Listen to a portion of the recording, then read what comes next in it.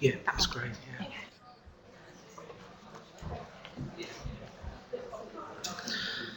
Yeah. Well, ladies and gentlemen, good morning. I'm Stephen Grace from the University of East London, and UEL and ULCC are organising this session today. So welcome to you all in the room, and welcome to everybody that's at home or in their office joining us remotely. Since I don't work here, Rory McNichol is going to give us the housekeeping arrangements, just in case we need to make a comfort break or whatever. Probably don't need to do that into the microphone. I'll mime. We're not expecting a fire alarm, so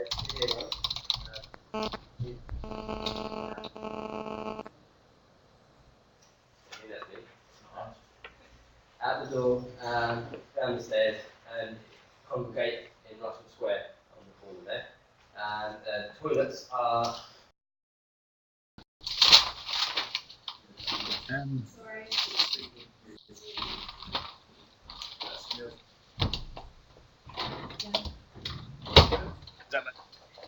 Right. So I wasn't intending to be giving this little talk. Rachel's not here, who we thought might have been doing it. So Rachel, hi. Sorry, you're not here.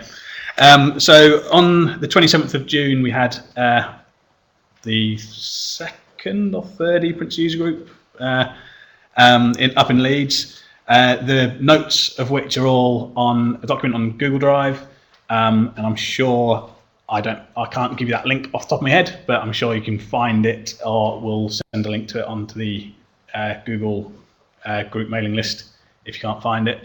I'm not really sure what I'm meant to be telling you now. The group happened. There was various things that were sort of presented on Iris, IR stats, altmetrics, Reox were all discussed. We had some breakout groups around research data, open access, measuring impact of our research, some getting started kind of beginner's guides to ePrints, this kind of stuff was discussed. And there was also a breakout group discussing cover sheets that I was involved with, so I don't know what happened in the other ones. I'm sure they're all great. For the cover sheets, I know there was an action that we were going to meet. We had a virtual meeting, two of us had a virtual meeting, I'm not quite sure it's a meeting, and we discussed the pros and cons of cover sheets and what it might take to add these to the system, add them to ePrints. We haven't reported back officially on that. It's a pain, but if you want to do it, you can do it. One of the things that were the actions from the meeting was to stick all the presentations online. They're online, the links in Google document. And I think other than that, unless anyone's got any other massive bits of feedback or information from the last user group, that's about all I've got to say in a minute. I'll be back later. Thanks, John. Just a reminder that the hashtag is hashtag EPrintsUG, and there's a collaborative document underway for today's meeting at bit.ly EPrintsUG 130115. Capital E, capital P, capital U, capital G. It's on screen for those of you that can see it. Next, we're going to go over to Valerie McCutcheon in Glasgow, who's going to be giving us an open access update. Come in, Glasgow. Hello, can you hear me?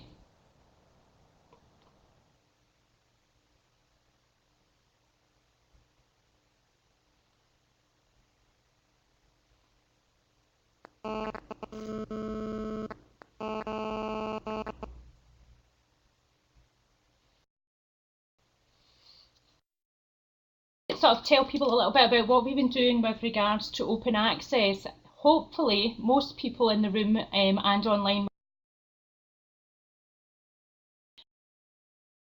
If not, the link is on the slide, which has now come up on the screen. Here, let me have a look. I've got a pointer. Okay, there's a pointer.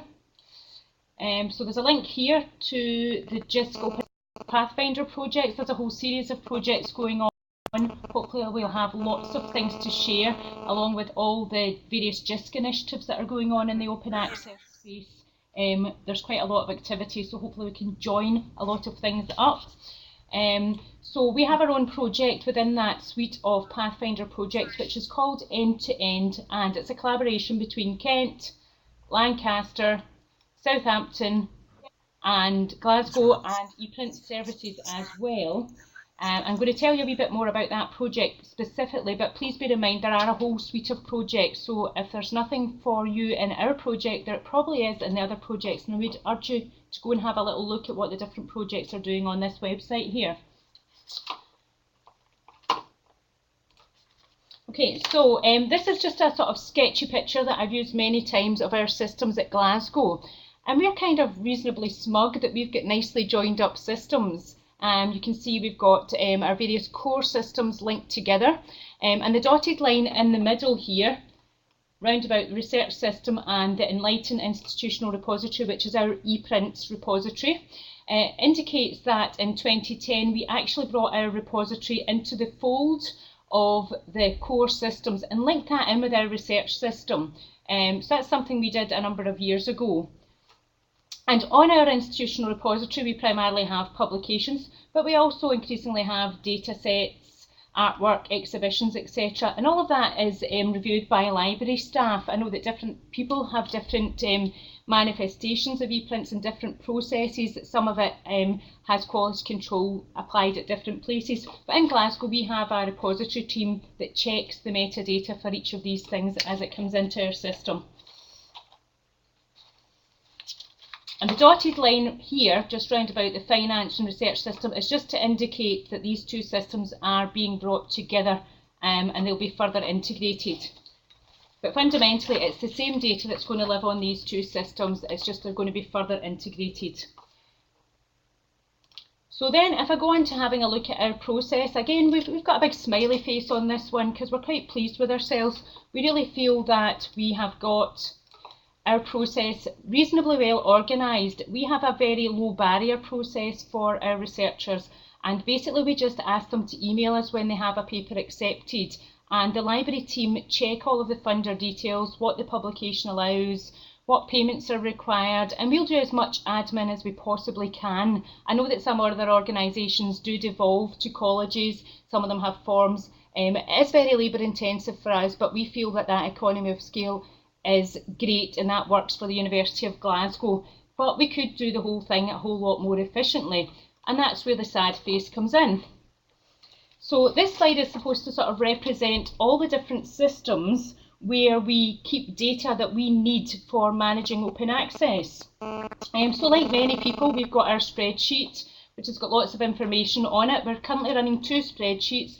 One where we have used the new JISC spreadsheet that was provided for the Charities Open Access Fund, but we're still running a separate spreadsheet for Research Council UK and other funders because that Charities Open Access spreadsheet came in partway through our Research Council UK year. So hopefully come April we'll bring it all together a bit more. We've got our library serial system through which the finances are processed, and ultimately, hopefully they appear on the actual finance system as the Holy Grail official record of expenditure. We have dabbled with intermediary services, not with much success, but again, that's another area where data is stored. And of course, we have our repository. And in our sort of vision, which is only that really, we hope that all of the data can be brought together, perhaps in our repository more easily, and potentially by bringing information from publishers at an earlier stage, so getting information about the acceptance date, about the unique identifier for the article from the publishers early on, and linking that up with the other publication records in our repository and the financial information, so that we can do all of this reporting to Research Council UK, for REF, for Horizon 2020, and importantly all the local information that we need that isn't perhaps currently being bandied about in other forum, but we do actually need quite a number of bits of information that aren't necessarily on the REF spec, for example. And there's lots of data out there that we now need, new bits of information that we never had to report anywhere before. So either doesn't exist or it's scattered across all these different systems. And we're not really very sure of what all of the field definitions provided to us by Research Council UK or REF or Horizon 2020 necessarily mean. We need to pin that down. And also there's a lack of unique identifiers. So we've got internal transactions with lots of different identifiers. We've got published manuscripts with different identifiers, authors with different identifiers. All of these issues hopefully familiar to most of you. Okay, so this is just one example here of a specific publication in our system. So this publication here, this is the actual article payment charge. It's got a transaction number ending 360. But over here, it's got the VAT as a different transaction number, and the VAT is bundled in with a number of other VAT transactions for other APC cases. So it's very confusing and difficult and hard to line up the financial information with the publication information uniquely. And I certainly think the publishers can help us a lot with that. There's a lot to be done, and a lot being done by JISC initiatives and by other Pathfinder projects and individuals. So on to our end-to-end project and what we're doing. Well, a couple of the things that we're doing is that we're doing a couple of case studies. So we will be doing a case study on EPrints, which is very pertinent to this meeting, looking at how we deliver open access metadata and reporting through the EPrints platform. So that's one thing that we will be doing, and we'd urge people to work together with us on that. But also we will be producing via Lancaster a case study on the Hydra platform, because Lancaster are engaged with the Hull-led project under the Pathfinder umbrella, which is working on the Hydra platform. But what we would say is everything that we're doing, we're trying to make it specific deliverables for our systems to resolve our problems, but make the requirements as generic as possible. Make sure we're speaking the same language as people who have different systems, people who don't have systems, so that we can all compare apples with apples. Also in the project, we're doing a number of workshops. Some of you may have attended our first workshop, which was on the 4th of September. That's all on the website, which was on the first slide, so you can go and have a look at that if you've not seen that before. But at that workshop, what we did was we produced a spreadsheet for that workshop, and we did some work on metadata for open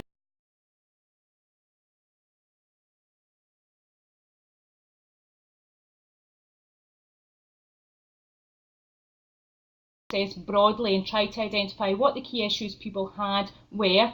If they weren't things that we planned to do in our project, we passed them on to the Pathfinder projects that were working in that area. So this information has been shared and people are aware of it. Now, there was a workshop yesterday. I don't know if anyone in the room or online was at the workshop, looking at specifically at REF and REF metadata requirements. So again, there will be a report from that meeting coming out soon. And we're going to do a workshop on advocacy or engagement. That was something that came out strongly from our first workshop. But we are working with other Pathfinder projects who are also doing a lot in this area. So, for example, UCL have a workshop planned, I think, for March, which has not yet been advertised. And we will be following on from that. So we'll be sort of working together to take forward whatever we require, whatever the community requires. And we will do a final workshop at the end of our project to try and work out what's left to be done, what are the still existing problems. This will be sort of May 2016, so we'll see where we are then. It'll be very interesting to see how the projects progress. But the crux of it, probably what we're looking at and what's on the agenda today, is metadata specification. Very important, as you noted from my earlier messy, horrible slide with all the spreadsheets and different systems, that we have a clear idea of where we're going with metadata for open access, so that we can do better reporting, both internally and for all of these external organisations here. What we're trying to do is we'll move on and have a bit of a chat about metadata, and David is indeed going to fill us in a bit more about the CASRI work just shortly. One of the other things that we're hoping to do, which is very pertinent to ePrints, is to improve award linkage functionality. At Glasgow and Southampton and probably other organisations, we do actually have award numbers integrated into our repository. This information here in Glasgow's example has got a proper funder reference here for Economic and Social Research Council linked to the individual publication, which is fully open access. But we've all kind of developed this in our own way. So what we'd like to do is work together with all of the organisations that have done anything on this and try and pull together a fairly standard ePrints offering there and get the best of each of our offerings and offer it to those people that don't have anything yet. Okay, so I'm just going to briefly touch on CASRAI because David is going to speak about that. But with regards to metadata, we have effectively two inputs at the moment. We have our open access metadata sheet that we've been using and updated after our workshop. And what we did with that spreadsheet was we looked at REOCs, we looked at REF requirements, Horizon 2020, local requirements. We consulted a number of different organisations and universities and got input to that. What we were left with was about 30 odd core open access fields on top of the standard ePrints publications fields. And also a lot of questions where we feel we have to go back and work with REOCs and REF and just clarify exactly what is wanted so that we can be crystal clear on that. What we're also working with now is CASRAI, the CASRAI process. So looking at how can we make a sort of national standard for data for this metadata for open access that people can refer to. Importantly for me, I want it to be comprehensive whatever we do, whatever route we do and however we work together, it needs to be comprehensive. I can't just have something that covers just what Research Council or just what REF need. For our system and ePrints, we need everything that we need for open access. And we need one place where we can go and feel comfortable that is a list of everything that we need. So whether we deliver some of that through REOCs tools or whether we deliver that through one comprehensive ePrints system with some plugins for REOCs, etc., we still need to bash all of that out a bit more. And hopefully we will be doing a bit more work on that just shortly. And I'll leave David to tell you a bit more about CASRAI. So as I mentioned, we're doing this work with CASRAI, and I have coined the term CASRAIifying. You may have heard of serifying. Well, this is CASRAIifying, and what we're trying to do is use the CASRAI umbrella to come up with standard definitions and a generic technical spec for open access. Now there are lots of inputs, there's lots of different things going on, and this is where I think we do need to try and all work together and not duplicate effort. And indeed there is a meeting that some of you may be coming along to on Friday in Manchester that the GIST representatives here may tell you a bit more about, but we'll certainly make sure that's reported back to the ePrints community. And the idea behind that is to pull together the work that GIST have been doing on open access metadata with what we're doing in our institutions and what we're doing with ePrints so that we can make best use of our joint resources on that.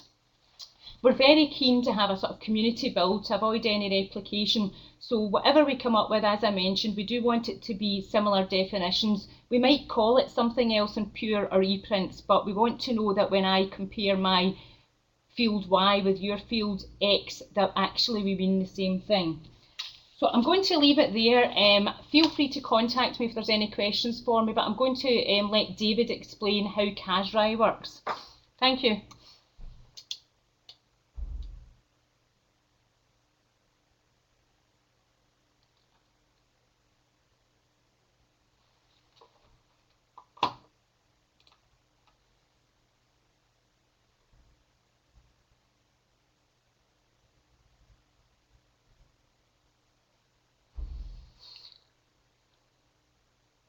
And the real requirement, we should be really pleased that the world has woken up to open access, but there's now a real requirement to gather a lot of information which needs to be expressed in systems. Of course, we're here at the EPrints User Group meeting, so we're most concerned about ePrints, but systems need to be able to handle the data surrounding open access in quite a complex way, and that neatly brings me on to welcome David Baker to talk about the CASRAI and the recent current work that CASRAI is undertaking.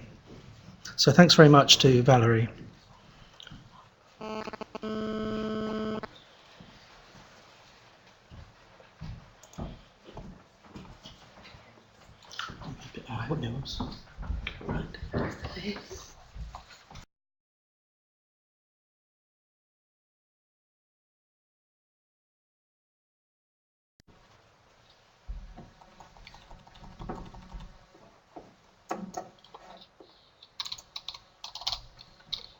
And then I'll just switch to my Slides? Yeah, so here are your slides here. Oh, wow, that's fast. Okay, great. Thanks. Hi, everybody. I'm David Baker, Executive Director of CASRE. CASRE is a international nonprofit initiative targeting specifically the interoperability problem between systems. It isn't specific to any particular subject matter except the common theme of interoperability, with it being crucial that systems, as was mentioned, that have to hold data in order for us to do our business, they need to be able to connect up in some way. And at CASRE, we feel that that's not primarily a technology problem. That also brings in policy and business requirements into the mix. So I'm going to give a bit of an introduction to CASRE, as Valerie mentioned, and then go into specifics on some of the things in a CASRE JISC project that's currently, as Valerie said, if I can pronounce it correctly, CASREifying some of the requirements in the UK research community. So I thought I'd start with just a couple of example use cases that the UK group is trying to solve.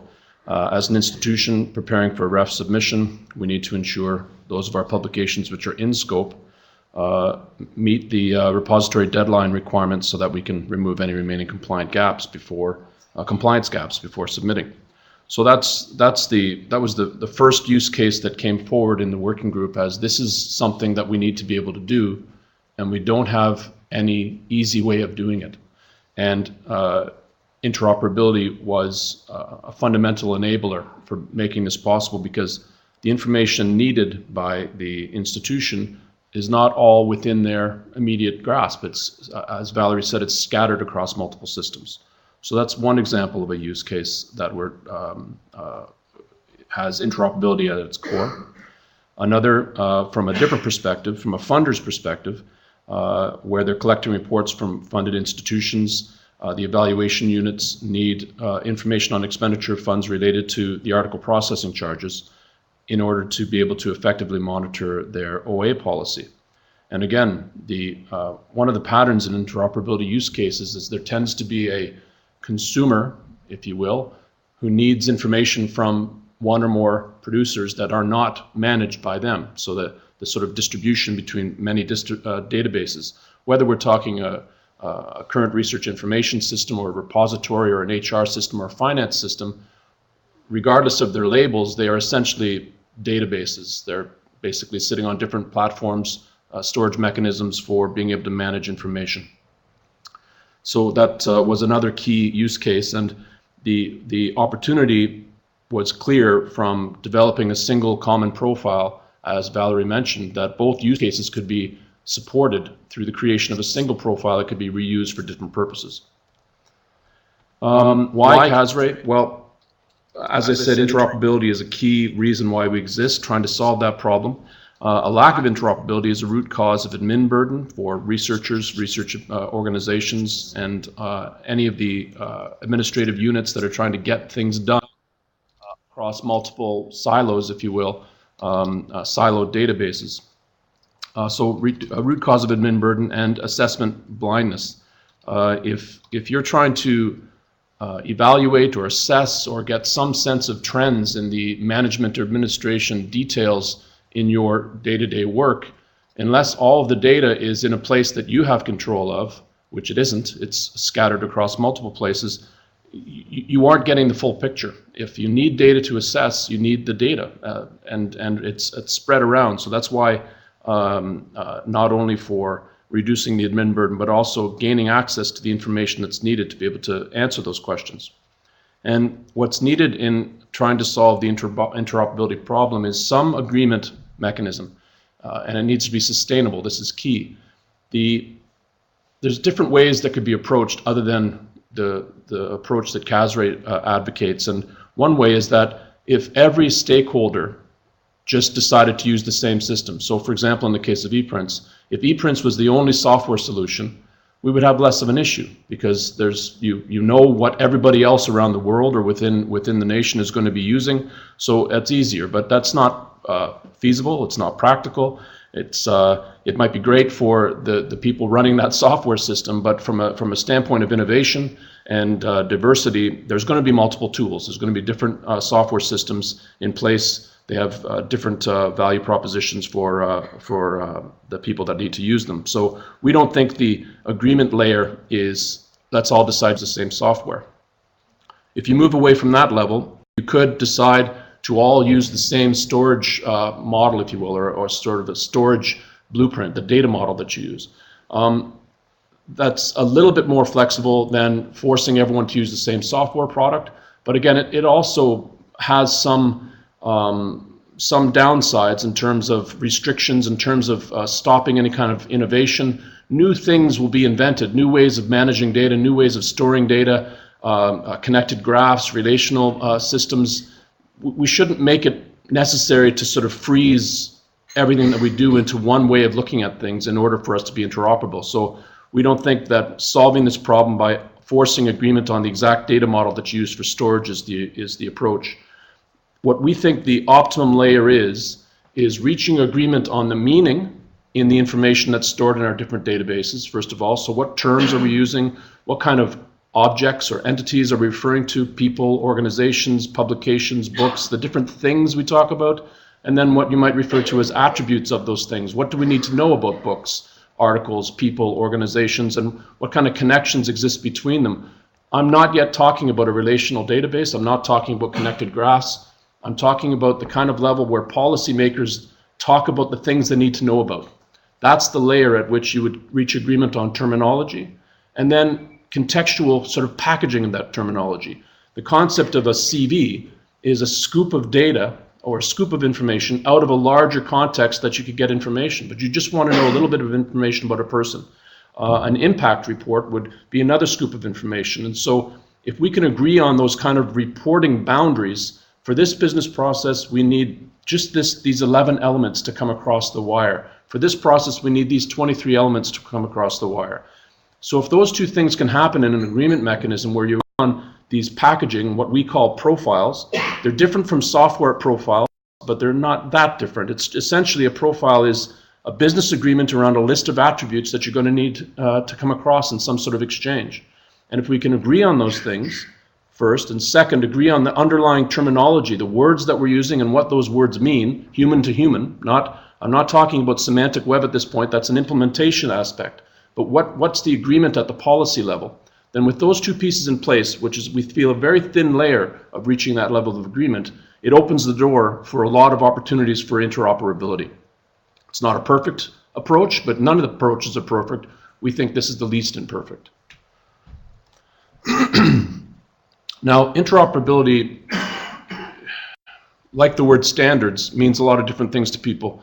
In the case of standards, when you hear the word standards, you might think formal, nationally accredited standards, like standards for electricity, standards for different items that are in our life today.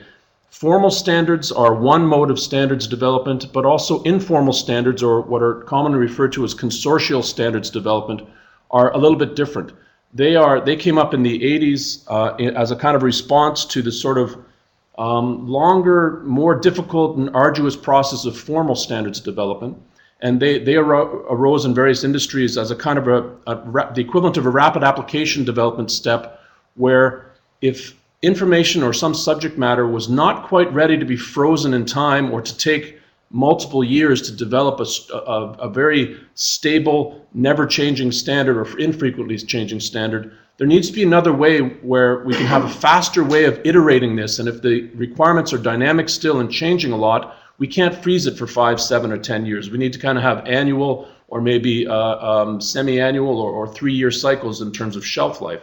And so that's where consortia came up, where in the Wi-Fi industry, the players came together and agreed on the specification for Wi-Fi, but it didn't start as a formal accredited standards process. It started with just groups of leading organizations getting together and say, we can reach agreement faster and iterate faster over a shorter period of time until we get this right to our satisfaction. Then it's prime real estate, if you will, to move into a more formal standards process. CASRA is in that space, that informal standards space, as a consortia.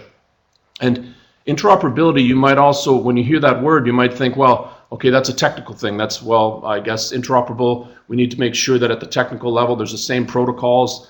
That's part of interoperability, but I found this definition by Paul Miller, who used to be at Yukon, used to be at JISC. He's now an independent consultant. This quote came out of an article that I found from 2000, and it's the best definition I've seen of interoperability. I've bolded the key points. It's active engagement. Interoperability is not just about mapping from one system to the other, writing that map once, and praying to God that neither end of that system changes so that you break your map and you have to go back in and do it again. You have to have active engagement from all the key stakeholders, and it's an ongoing process ensuring that the systems, procedures, and culture of an organization are managed in such a way as to maximize these opportunities for exchange. It's a different way of thinking.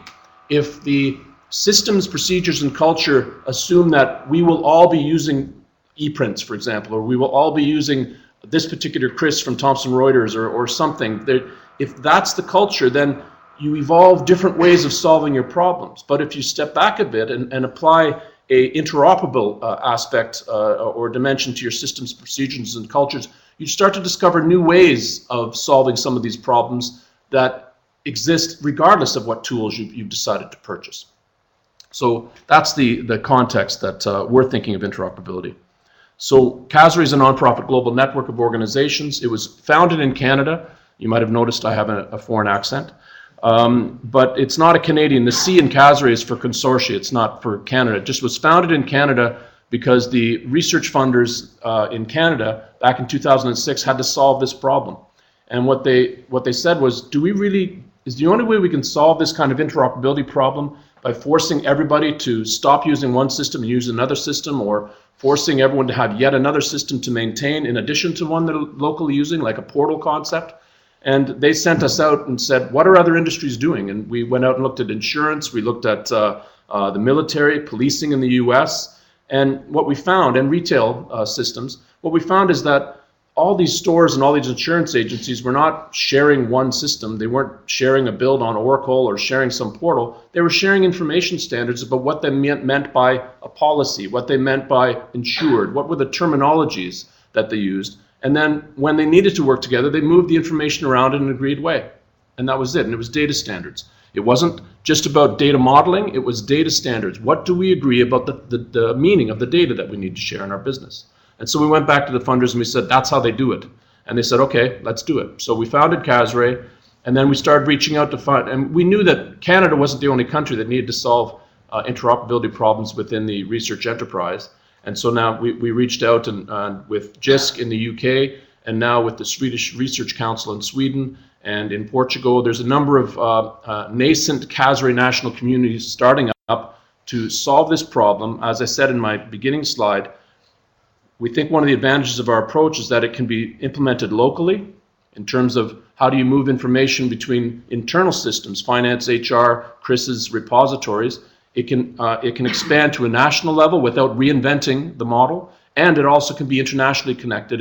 If Sweden and other European countries and Canada and the US and South American countries are all agreeing that this is what a person is, this is what an organization is, we're storing it in dozens or hundreds of different ways, but this is what we mean by these basic entities, then you all of a sudden open up these doors while focusing locally and nationally. You're able to connect up internationally as those other communities are doing the same thing as you. And key participants are the institutions, funders, vendors, and libraries. So common interop patterns, I don't know how I'm doing for time. Okay. Common interop patterns, this is really oversimplifying them. A to B, A plus B. When you're going to be interop, sometimes data needs to move from one system to another system in order for the system B to do something then, to take it forward in a workflow. So that's A to B. A plus B is aggregation. It's not that you want to get data from A to B. You want to take A and B from another perspective and get some meaning out of combining the data. So basically, I can't think of any other scenarios that don't fall into, I got to move it from A to B, or I have to take A to B and combine them or aggregate them in some way to get some new knowledge that I didn't have when I was only A or I was only B. And also another key point is coarse-grained versus fine-grained interoperability. Depending who you speak to, interoperability can only happen if you can get fine-grained. Unless you can know exactly how they have modeled and they are storing everything at their end, we can't really achieve interoperability. They're right if your goal is the fine-grained interoperability, but it is possible to get coarse-grained interoperability. I mean, many of the RESTful APIs that are all around us in transit systems, on iPhones, when you want to find out when a bus is coming, those are using coarse-grained APIs where sort of resources that we know it contain the following attributes, and a JSON file is going to come across the wire and we can just get stuff done. That's kind of coarse-grained, messy, if you will, not top-down coordinated interoperability, but it works. It works everywhere else. I don't see why we can't have some use cases solved by that same approach, but other use cases will need fine-grained interop. So let's work the extra in order, if we all have, if there's community members who want to see the fine-grained, then there's impetus to get it going. But don't assume you can't get anything done until you get down to the perfection level of fine-grained interop. There are many things we could do just by exchanging bulk files. We can move on, especially in the A to B interop patterns. All right, so that's basically a little bit about CASRA as an organization and what our mandate is. Applied to open access, specifically here in the UK, which is the first country that has applied the CASRA problem to scholarly communications. CASRA started in the award application, award reporting CV space in Canada, and it was in the UK where the same pattern was applied to solving some of the scholarly communications interop issues. So key use cases in the life cycle of open access, these aren't all of them, but article submission, moving things between CRIS repository CRIS, APC reporting, monitoring, policy monitoring, and there's many others. And the working group knows there's others, but in order to contain the scope of their project, they used use cases to figure out what will we try to do first and park things that we know we want to do, but we've got to have some way of containing scope. So here's just a list of the organizations that are involved in the open access, the CASRA UK Open Access Group that Valerie is chairing. Valerie is a co-chair, and Ben Ryan from ESPRC within the RC UK is a co-chair. JISC is sponsoring this project. JISC was an early adopter of this approach, and their goal was to find out how could this CASRA approach work and not work in the UK. What about it works, and how could we tweak it to make it better? And so we're just a few months away from ending that pilot. And we think that we've got enough evidence that we know that it works in the UK, and we can take it forward. So the access profile, I'll put a call to action at the end. The review circle for this group is wide open. If any of you want to assess the outputs from this group, you'll be able to participate in the public review. There'll be an email address at the end if you want to get involved. Oh, sorry about the typos. Basically, the access profile can be broken down into key groupings of metadata: output, metadata, access, compliance, financing. There's other parts of the profile, but depending on the use cases, some parts will be less developed if the use cases have not been applied yet by that group. The profile can grow over time and also be modular. Just because the profile covers all these things, it doesn't mean that you can't drill in just to the output of the compliance components. Again, like I say, this is a coarse-grained view of the profile, but you could also dig in deeper to just the bits that you need for specific use cases. So to take the general use cases and bring them far more specifically into UK context, the post-2014 ref, APC intake, but also Horizon 2020. I mean, European Commission work is also very much within the UK space, less so in North American, but obviously very important to UK community. And also internal institutional workflows. Valerie's identified that there are going to be many internal workflows that need to have use cases developed so that we can figure out what else might we add to the profile, what else might we get out of the profile. But again, it's not the current priority of the working group. That's one of the benefits of the CASRA approach is if you take it use case by use case, you can contain scope, but you know you can park things that you know you're going to eventually want to cover, but you don't have to overcrowd it and try to boil the ocean. And then finally, the next step in the next month or 6 weeks is going to be finalizing the policy view of this data profile. So that's a non-technical view. It's essentially something that policymakers can say, yep, I can see all the information that I would need, that if it came across by the technical system that we are using, I know I would get what I would need to move forward and take on the different business processes.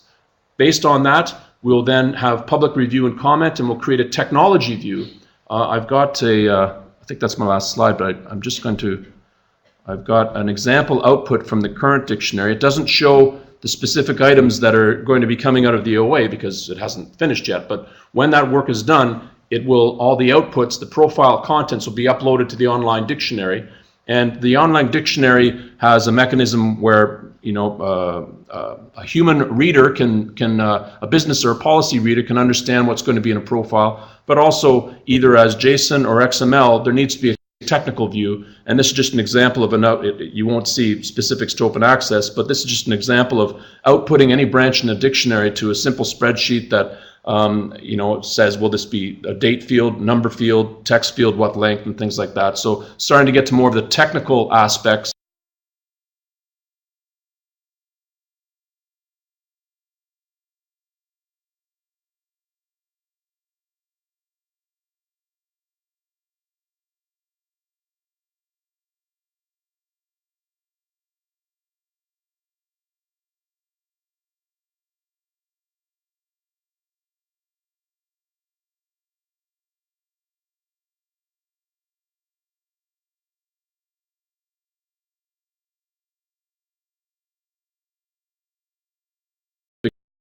It gets implemented in a relational database.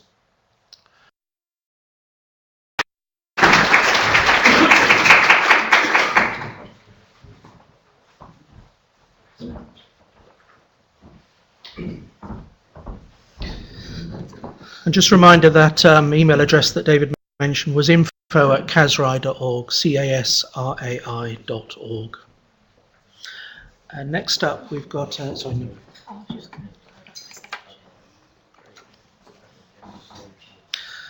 Next up, we've got Sheridan Brown from Key Perspectives, Tim Miles Board from ULCC, talking about REOCs. We've definitely got a metadata field so far this morning.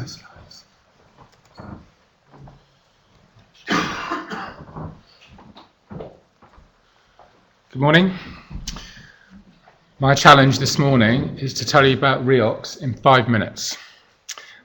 That's a very tall order. I could talk about it for hours, but obviously I won't today. But I am around later on if anyone has any particular questions about any of the elements. Just first of all, a quick show of hands. Has everyone heard of REOCs? Is anyone anxious about REOCs? Is anyone planning to quietly ignore REOCs, perhaps?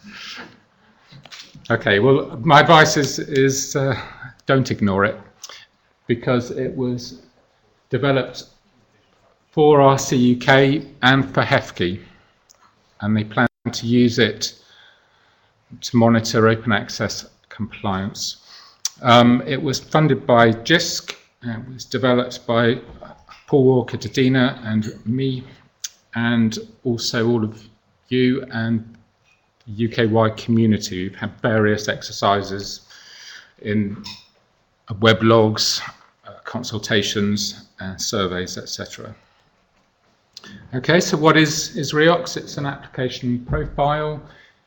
In essence, it's a group of metadata elements and guidelines. And I would draw your attention to this note that says it applies just to publications. It's not about images or research data sets or anything else.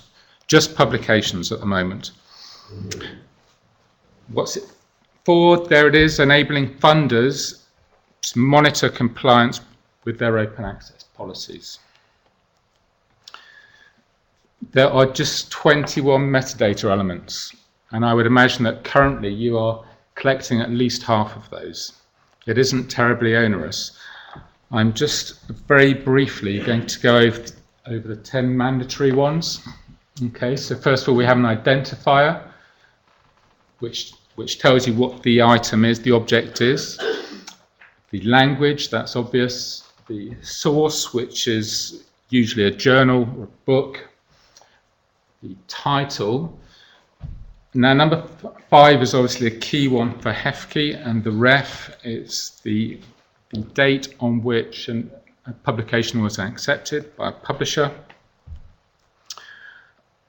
We have a field, an element for author, and we're recommending the use of an ORCID.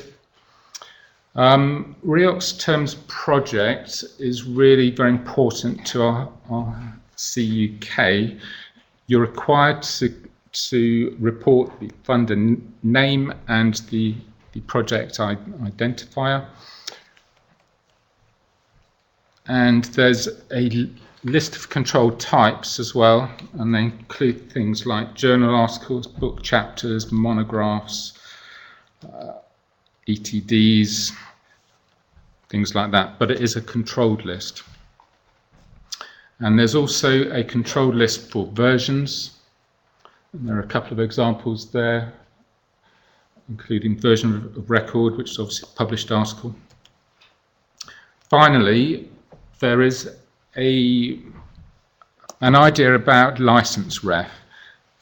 Within REOX, you're required to provide a URI to the original license that could have been created by the author, the institution, the publisher, and that license will give you an idea of the status, the open access status of that object.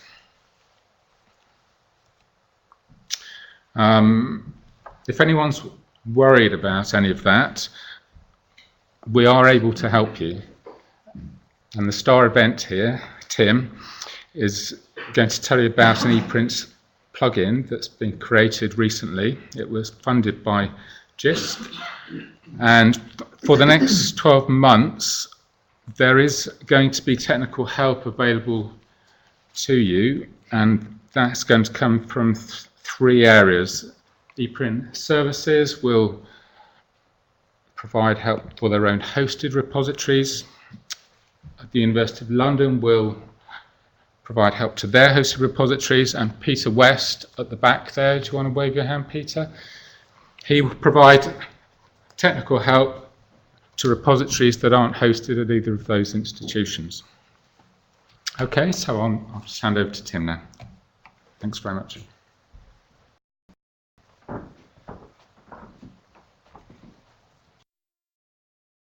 Web and repositories developer here at ULCC. I'm also one half of the REOX plugin development team. You've already met my colleague Peter, who worked on this with me. So before firing up a quick demo, I wanted to try and briefly talk you through some of the key design decisions that we had to make when we were developing the plugin. As Sheridan said, the REOX plugin, the REOX application profile has 21 metadata elements. So what Peter and I did was we took a long, hard look at the EPrint schema and decided that we needed to add 21 elements to EPrints in order to support REOX. Okay? Now, this might seem like quite a lot, especially given that, as Sheridan indicated, there is some very clear overlap between the REOX metadata elements and the EPrints fields. So title and author are some 2 very obvious examples where you're already collecting that metadata. Okay, but don't worry.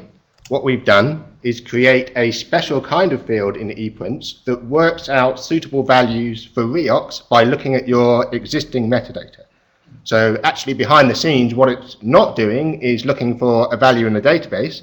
What it's doing is running a little bit of code that looks at the fields that you have got to work out the best value to present to REOX. So in fact, you don't end up with excuse me, you don't end up with 21 new fields in your workflow. Hooray. Now, this approach that we've taken is also very flexible because every one of your repositories is different, and what our plugin allows you to do is to configure exactly how each of the 21 REOX fields works out a suitable value from your existing metadata schema. So if you've already customized your ePrints repository, for example, to capture some of the data that's required for Reox, all you need to do is just rewire the plugin configuration, and we can pick up the metadata that you're already collecting. Now, having said that, the plugin doesn't leave your workflow completely untouched. So let me explain a bit more detail. There are some metadata elements in Reox for which there are simply no equivalent in the default ePrint schema. So a good example is date accepted. So this is a mandatory field in Reox, as Sheridan said. By default, ePrints only allows you to enter one of these dates: a date of publication, a date of submission, or a date of completion. So what we could have done is very easily just added another option into that list so that you could enter a date of acceptance. However, in the default ePrint schema, ePrints only lets you enter one of these dates. So that's not very useful if you want to capture the date of acceptance and the date of publication.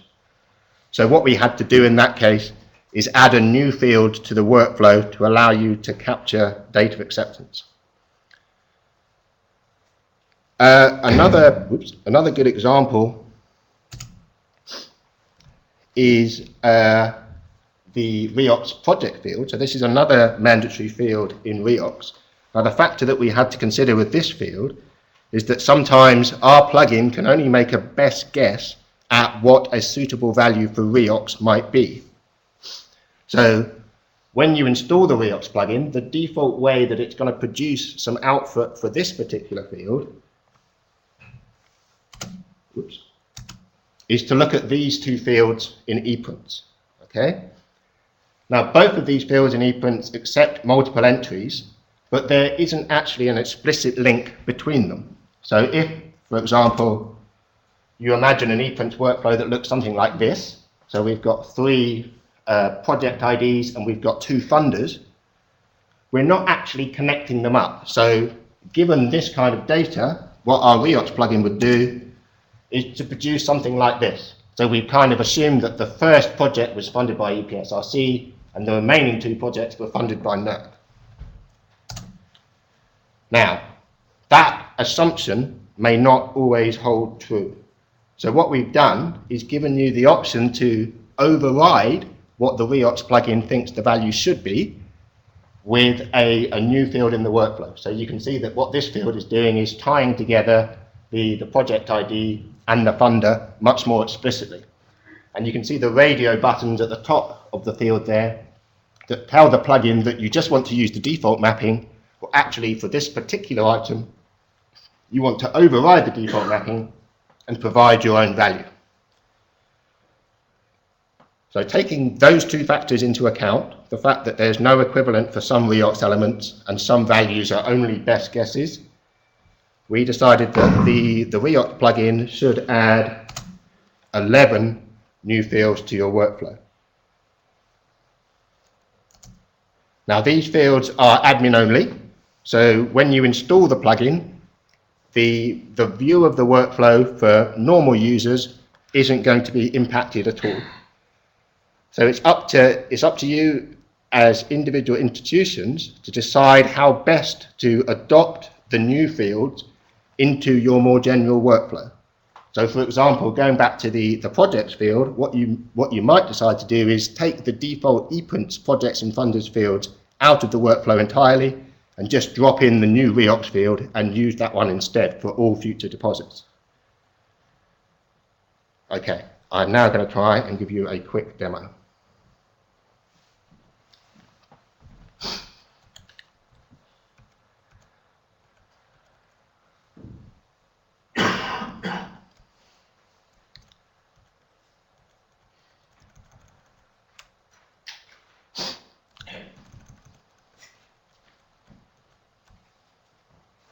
Aha, here we are, okay. So what I've done is I've just got a vanilla ePrints repository with the Reox plugin installed. So hopefully if I log into this, there should be some items already there.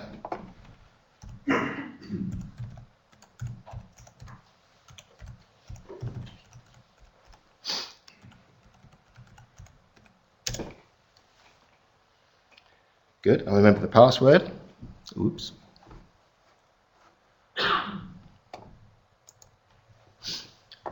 So the way that I'm going to jump in and have a look at some of these records is by looking at the compliance report that we've added. So as well as adding the individual metadata fields to each record in the repository, it's also useful to have an overview of which records are meeting the requirements of REOC. So which records have mandatory fields missing, which records have all of the mandatory fields completed.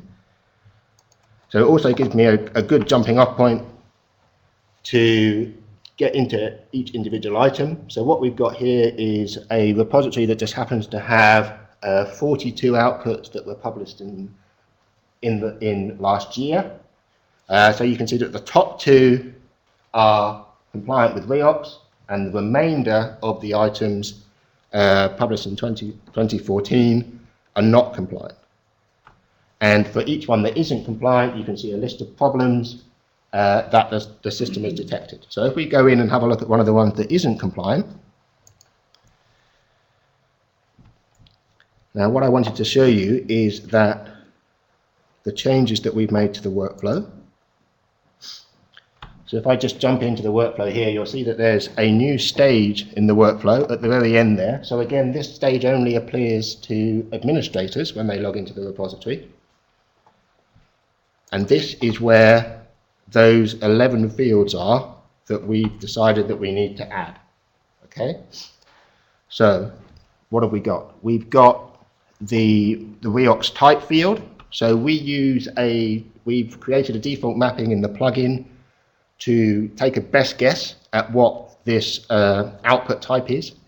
Usually this is, the best guess is good enough, but we've given you the option to override that should you need to. So in this particular case, we're currently using the default mapping, and it's detected that this is a journal article / review. Should we want to override that, we just choose the option there, and then what we have is a list of all the deposit types that REOCs recognizes. Okay, we have a coverage field. There's no equivalent in EPrints for this field at all, so we've just created a multiple value field for you to enter values into. For the language field, what our default mapping is doing is looking at the document to see whether the document has a language flag set. If the document doesn't have a language specified, what we're doing is just falling back to the default language of the repository, which in this case is English. But again, if that wasn't the data that you wanted to expose via REOCs, you can go in and you have a list of languages that you can override with. So there's the data accepted field. So there is no equivalent in EPrints at all for this one. We've got the free to read field. So what we do to work out the value for this is look at the document to see whether it's open access or whether it's embargoed. We've got the REOCs APC field. So this is another one for which there is no equivalent in EPrints already. So Sheridan touched upon ORCID integration. So what we've done in the plugin is allow you to override the author field if you so wish. And what this will do is actually look up the author names in ORCID and automatically fill in the ORCID identifiers for you. So again, you can choose to either use the default mapping, and you can see that it's showing us what the default mapping would be, or we can override it, and if we go in there, we can fill in the ORC IDs. We've got the project field here. So again, I touched on that earlier. This is a best guess as to what the appropriate value might be. So if you want to override that, you can see the field that I showed on a slide in the presentation part. Okay, so the last couple of fields, we've got publication date. Again, we can very easily pick up a date from EPrints but should you need to override it, the option is there.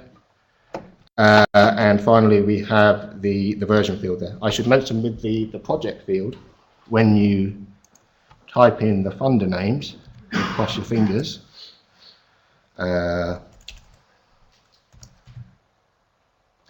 yeah, so we have an auto-completion list for funders here, which enables you to quite easily fill in the funder ID and pass that data onto Reox as well. Okay, so that's what the changes look like from an administration perspective. So as I say, as an institution, you would likely go through a process of deciding which of these fields you want to expose to depositors, whether you want to pull the ORCID auto-completion directly into the deposit workflow, for example, and which fields you want to keep at the editorial level only. So there are perhaps some fields here that you don't want to expose to end users, but when they submit, you may have an editorial team that's going through and adding some extra information. And again, it's also, obviously you only need to focus on the mandatory fields. So we've highlighted in this particular section which fields are mandatory and which are not. Now, if I come out of this,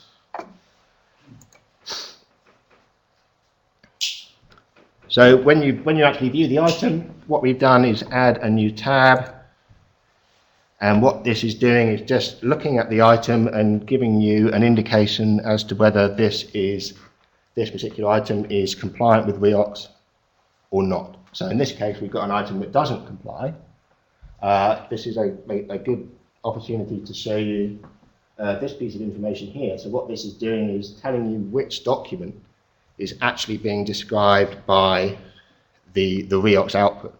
So in the main, you'll likely only have one document attached to each record, but there is no restriction on EPrints that forces you to do that. So you may well have records that have several documents attached. The Reox plugin will do its best to work out which one it should be describing by looking at the document flag that says that this is a completed version or the submitted version or the published version. So Reox will try and pick that information up if it's there and try and choose the document that it should be describing. So again, if it chooses the wrong one, what you can do is go into the record and set that flag to make sure that it picks up the right document. So this is a non-compliant record. So you can see a list of the issues that it's found. So what we're doing is promoting the issues with mandatory fields to the forefront, but we do also list further down the optional and recommended fields and the actions that you would need to take in order to comply with the guidelines for those particular fields. What we try to do is pull the guidelines through from the official Reox website directly into EPrints. So by clicking on one of these Y links, you get the guidelines exactly as they appear in the official Reox documentation. So if I finally just have a look at a compliant item,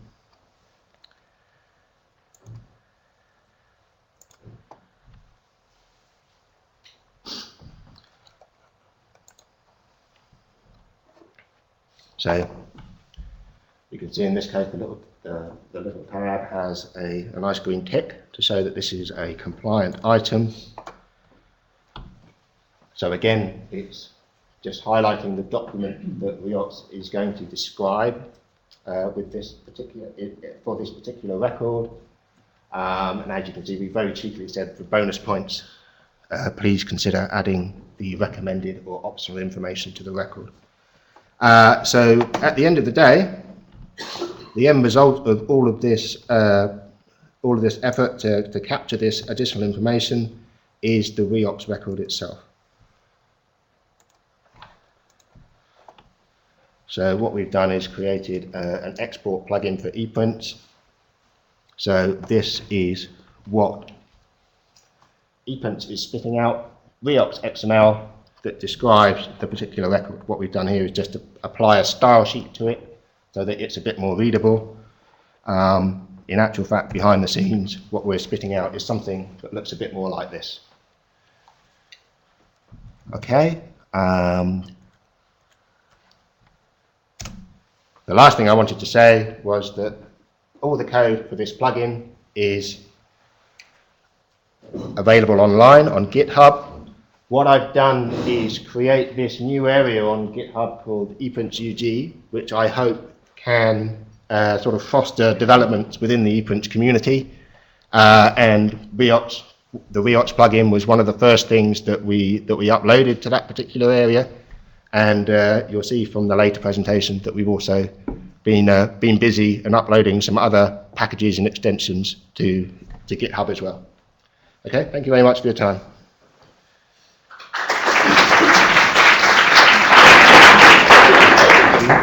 Just before you finish, Tim, and Sharon finishes as well, we've got a quick question from Rachel on the remote viewers. She wonders if anyone has thought about or looked at how EPrints users whose main deposit route isn't through EPrints, say through Symplectic, could take advantage of this. Because of course, if they're depositing through their Chris, it won't come through. We have one of the repositories that's hosted by ULCC actually uses Symplectic, and we're working with Jennifer, who is here somewhere.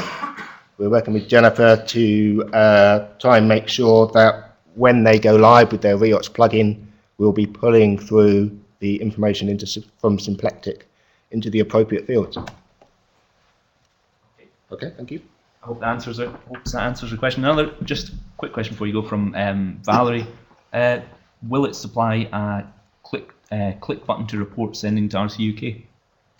It could do, but not yet. But not yet. I don't think that particular mechanism has been well defined. But once it has, there's no reason why we can't extend the plugin to support that.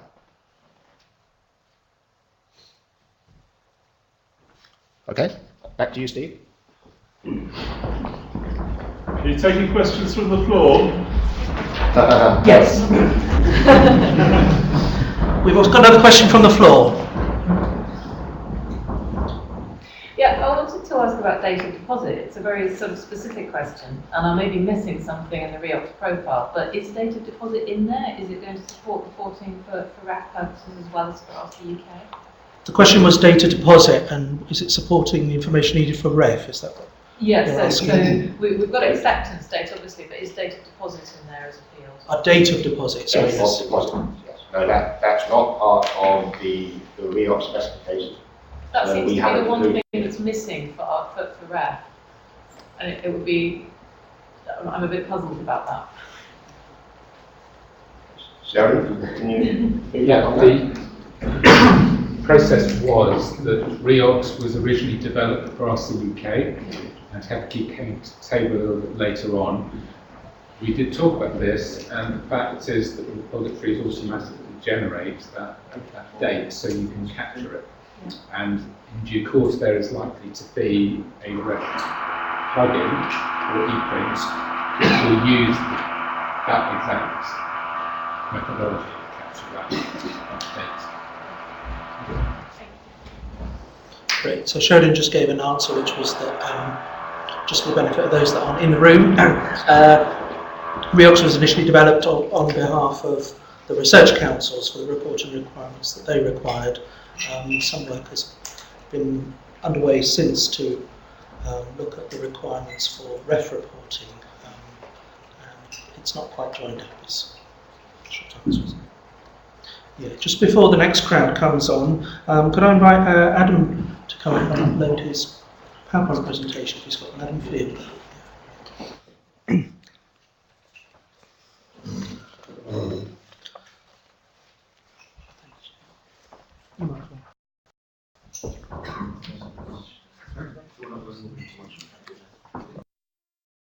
At UEL. As every other university, we had to meet the needs of the EPSRC requirements for universities to have an adequate infrastructure to support good data management. So David will talk about developing data.uel, our repository. Roy will give a couple of demonstrations, one to coin DOIs and the second one to have links between repositories, between a data and a publications repository. And then David will return to talk about the look and feel of data.uel. So David. Okay, so as I'm sure many of you have been, you've thought about developing a data repository using EPrints. So I'll go through the rationale, the function specification, some mockups we used, the metadata schema we used, and some other stuff like relational diagrams. So as you can see, UEL developed their RDM policy back in March 2012. It meant that the library was responsible for creating a register of datasets and a portable for which they can be shared. It was to be separate from ROAR. A few reasons why that is. ROAR is our institutional repository. It's a full-text open access repository. We'll use different workflows. We didn't really want to dilute that open access message from it. And by having a separate repository allows us to try different things to really emphasize the data element of it without ever crossing over into the ROAR side of it. So ROAR and data.uel are hosted externally. They aren't hosted by UEL, they're hosted by ULCC, our host today. So to develop them, we gave a functional specification to our developers, Tim and Rory, sitting just to my right, and they created it for us. So we said what we wanted, why we wanted it, and who was going to be responsible for doing it. This is a little example of one of the spreadsheets we sent them. We described what we think we need in this repository, what our thinking was behind it in the rationale.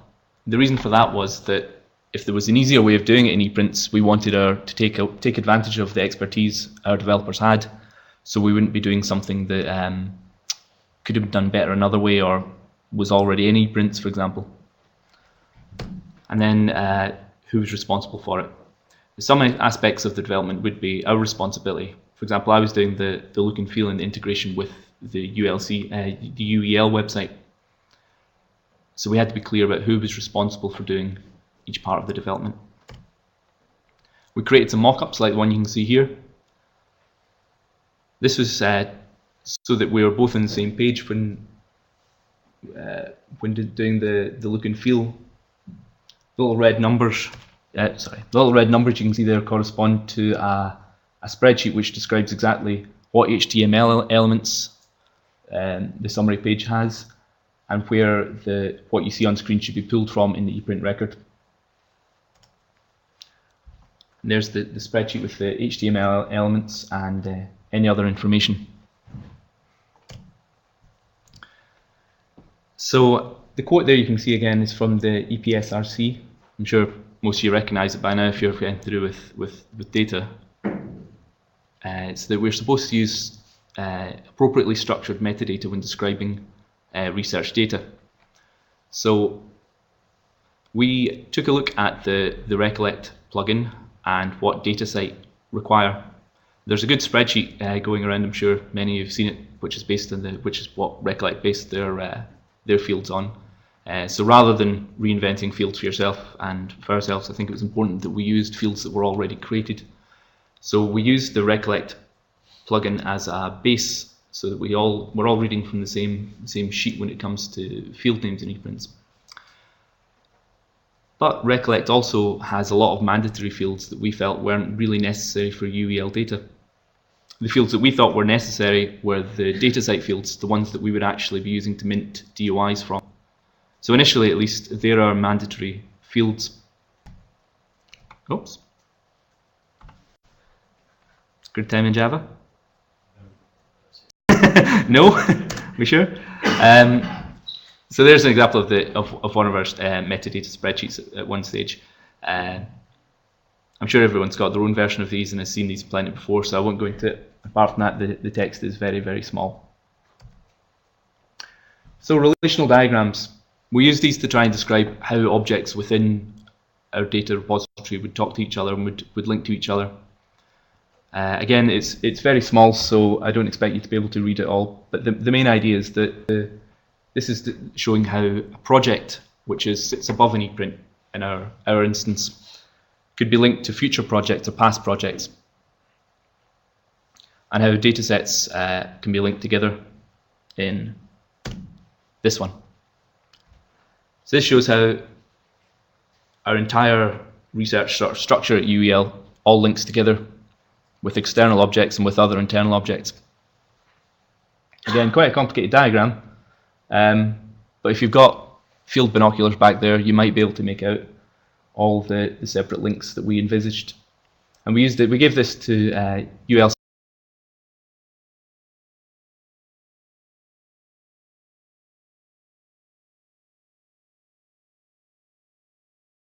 who can do some live demos.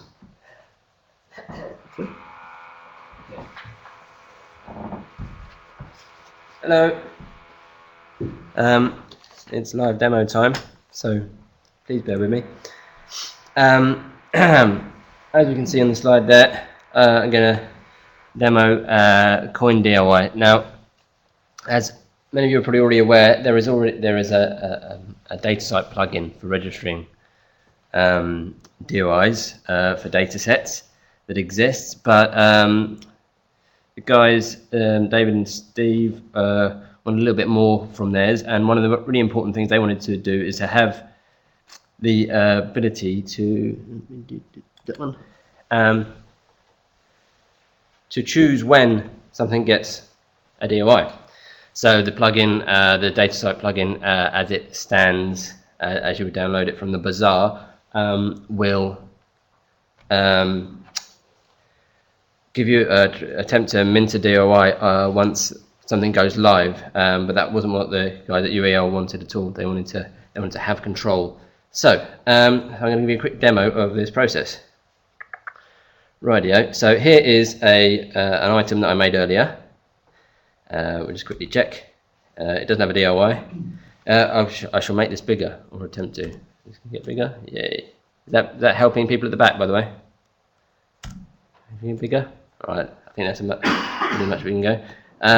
Okay, so as you can see, the DOI appears down here in the unspecified fields. What we're going to do is this has already been made live, and what I'm going to do now is, as the administrator, possibly an editor as well, I can't actually remember off the top of my head, I'm going to coin a DOI. Now what this will do, when it reloads, we'll go down to get a message. Okay, this hasn't coined a DOI straight away. It'll do it. It's told the indexer to do it when it gets round to it. So that's something the plugin doesn't do, and there's a good reason for doing it that way, is because we are going to wait for the response from. That was quick. Maybe it worked. We're going to. Worryingly quick. Yeah, I could have just timed it perfectly. We're going to wait for the response from the guys at DataSite, and there we go. Wish me luck. There we go. See the new one appear at the top there, number 37. That's actually been registered. Only when that's registered. I was going to hopefully show you that it all happened far too quick for me. I was going to show you that in the details here, even after I'd hit Coin DIY, this DOI is still not filled in. However, now it is. There you go. There it is, appearing in the summary view. There it is in the details. And yeah, I shall come back to this in a moment. I'm just going to quickly show you the config. This one. Now I'm not showing the real config, so I don't give away UEL's DataSite password. Very cleverly, just to show. So people who already use the DataSite plugin will probably recognise most of this. I've added a few bits to it, and they're basically down the bottom. So if we nip down the bottom, there's a few extra config items. The guys wanted to to enhance the DataSite plugin with. So you can choose your delimiters. Now this is within reason. If stuff gets knocked back by DataSite, you'll get a failed, a sort of failure message in here. The reason for that will be hidden in the indexer log, so you'll have to ask your friendly repository administrator to dig that out for you, but you can at least find out why a request for minting has been knocked back by DataSite. So if you get the delimiters right, you can choose those. So you see we have a slash and a dot, which in this case, so slash first then a dot. One that I'll show you in a minute is that we are allowing custom DOIs. The other one of note, so we don't, there's a little testing one there, and make this big again, that probably helps. So if we use the mouse, we can zero pad our, so it automatically will append the EPrints ID to the DOI at the end there, but apparently DataSite recommends a length of 8 to 10 digits. So you can choose to zero pad your, by as many as you want, really. You could do 7 if you want it to be. So now what I'm going to show you, so that's basically the config. There's a few extra bits to it. The last thing I'm going to show you is a custom DOI. So let's have a look. So I've got another ePrints item here. DOI not been specified yet. Now what I'm going to do here is I'm going to go and very carefully I'm going to write a DOI, and then when I press coin DOI it'll attempt to use that to register it to register with DataSite. So I'm going to, first thing I'm going to do is nick the bit that I know works. I think that bit there. I pop that in there, and then I have EPUG or whatever it might be. Okie dokie. So I save that. There it is. Okay, so it's popped that in there. You can see it's got a DOI specified. However, that hasn't been registered with DataSite yet. So I'm going to need to go and coin it. So I'm going to hit the button now. Right, let's see if I can catch this task in progress here. Wow, it's going fast today. Okie dokie. So that suggests that it'll be here waiting for me, or it'll have got knocked back. If I get a failure message, oh, there it is. Popped it straight in. I was hoping to show you some of the stuff in action there, but it's it allows you to do that. Now, the guys at UEL are going to be in control of that workflow and filling in the metadata in that way. So the custom DOI field won't really be for researchers, because that would probably just end up in lots of failures and a bit of a nightmare. So because they were taking control of their workflow process, they decided that would be a nice field to have, so someone can have their own custom rims or whatever. Okie dokie, that is coin DOI pretty much. Just to say that obviously it's based on the DataSite plugin, and I shall be working to bring these two things together such that they're currently it's currently sort of a branch of that, not a proper one on GitHub or anything, but I'll be doing that and then looking to collaborate and merge this stuff together. So we've got a bit of more of an all-round DataSite plugin that can be available, and it'll be configurable, so you can choose to do it automatically or press the button or whatever takes your fancy. So that was coin DOI, and onto the other one.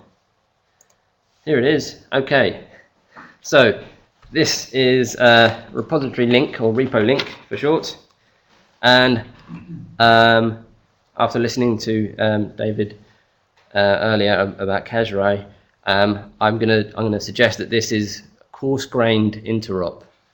It's the messy stuff, but we'll see. I mean, you can tell me whether I've got that right or not. So I've got a config file up here, which I'll make a bit bigger, but you don't have to look into this too much. The main thing I want to point out is that it's right. This is on a test server we've got kicking around. There's another one here, which is another one, but you'll notice that it's not exactly the same. It's a slightly different one. Really, 2 minutes? Oh, I'll do it, don't worry. So these are pretty much exactly the same, except one has been chosen to be the master repository, and the other the satellite, if you like. So that's the only difference there, is that little flag. These is available as a Bazaar plugin, and they can be the same thing can be deployed on different servers to get these to work.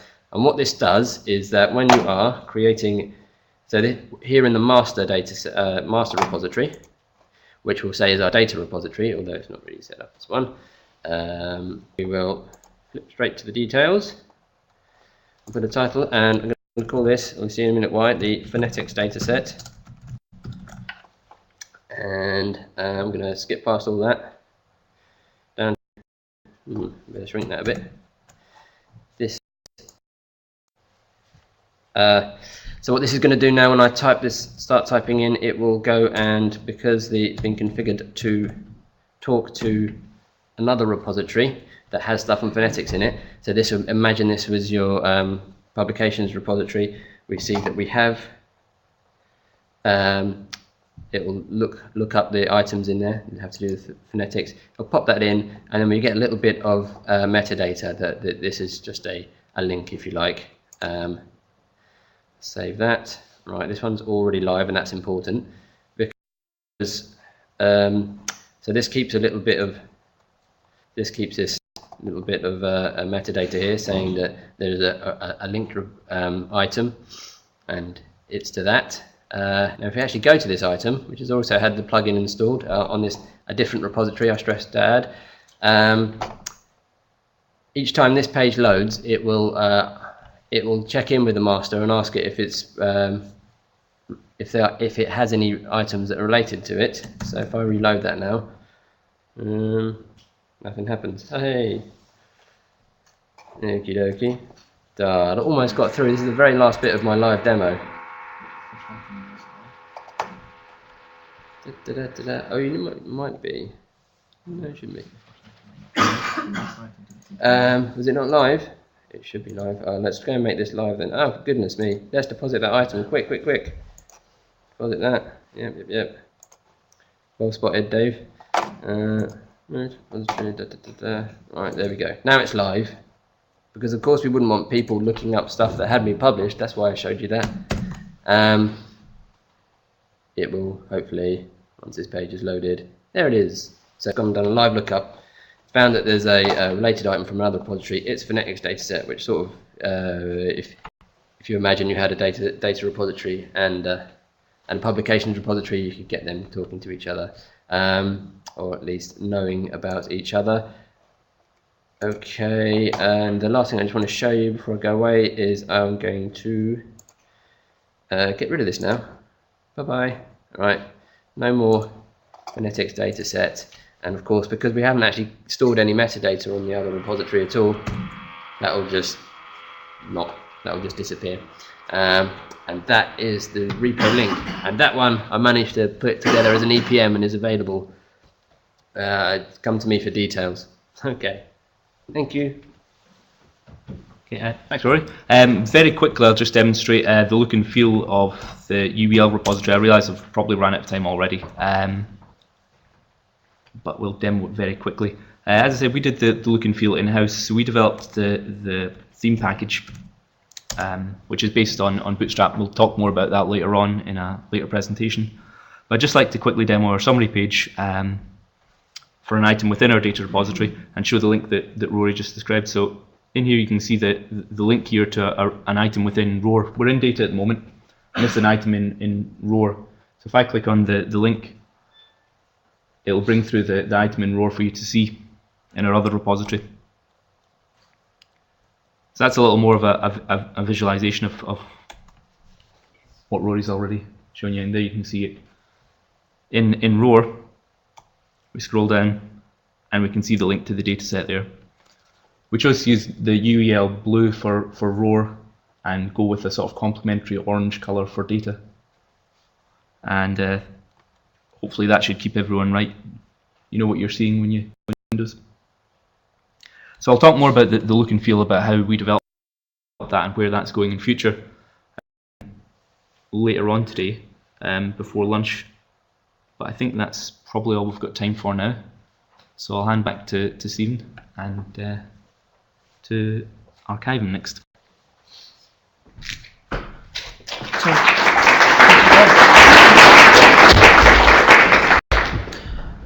Yes, so next is Matthew Addis from Archivum talking about the future of EPrints integration. It's probably not the most recent one, actually. All right, I'll let you.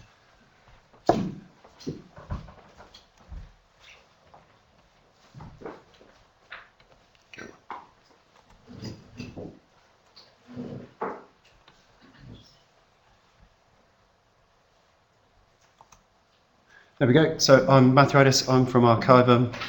Brief presentation of a plugin that we've developed with the help of Southampton for ePrints, all about data archiving. So Archivum in 60 seconds, if you're not familiar with who we are, no sales pitch, and then I'll just go straight into the ePrints integration work we've already done, and more importantly, where we think we might go next, and this is where we really value feedback from you guys on what's useful and important. So, Archivum 60 seconds. We provide data archiving as a service. So, we store files for people for long periods of time, and we guarantee to give them back bit for bit identical to the original files, no matter how long they want to keep them for, and no matter how many files that they've got. That's part of the contract, it's part of our SLA, it's backed by insurance. We do that through a UK hosted service. With on-site appliances that make it really easy to access that service for our customers. Pay as you go if you want to, like any other cloud type service, but we also offer fixed term contracts under a Janet framework agreement, which makes it easy to recover the costs of long-term archiving from research grants, for example. The whole service is fully automated, running in UK data centers, ISO 27001 certified, and we've been audited by pharmaceutical companies, all sorts of stuff like that, as well as Janet doing due diligence on us.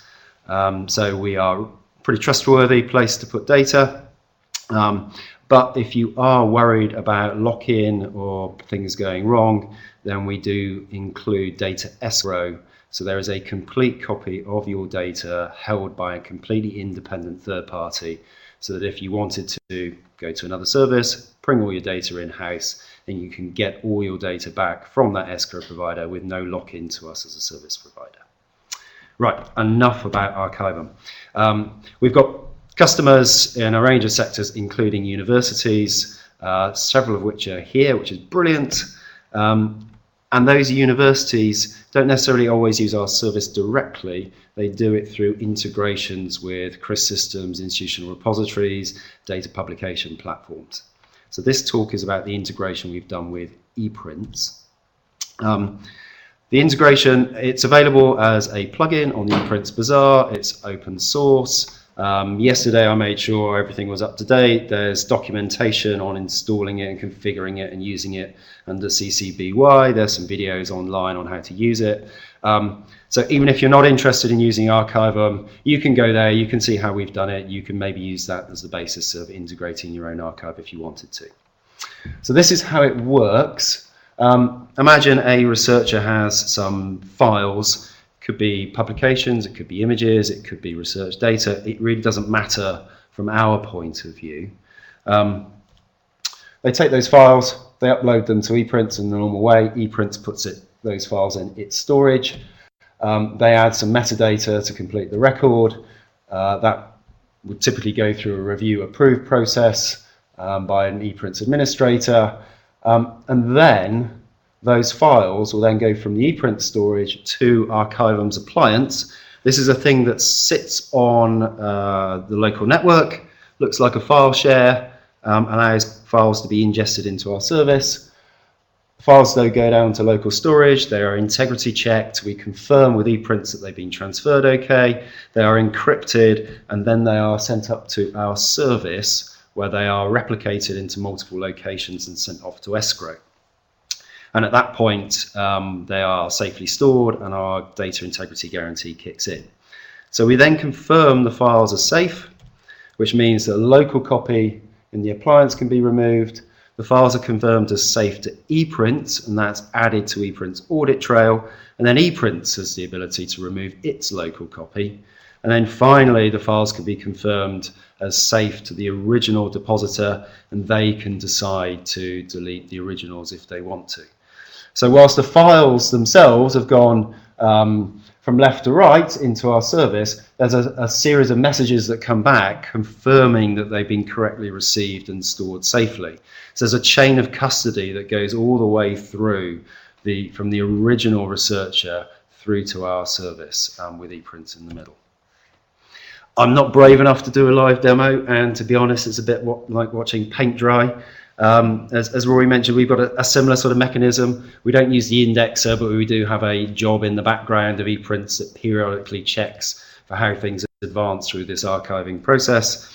That process is typically triggered in the workflow automatically when an item is moved to the repository. So all the files under an ePrint. There is a way of running the plugin so you can choose manually which particular documents might be archived. So the moment something goes into the repository, it triggers this workflow, and there's an audit trail created in ePrints.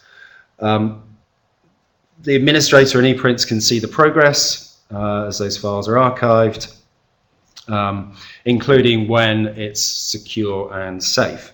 So we have this chain of custody based on checksum, so we know that the data's been transferred okay. The data then becomes locked down, so it's immutable, it's read-only. We confirm when it's replicated, the ePrints metadata and audit trail is updated, and then and only then will any copies of data in ePrints be removed. So that's all straightforward. In terms of accessing the data, someone comes along, they find data in ePrints, maybe they've gone to a publication, resolved a DOI that's pointed to ePrints as a landing page, they see the data's there, and maybe they're asked to request why they want to access that data. Maybe it's a large data set. Maybe there are other reasons for its being restricted.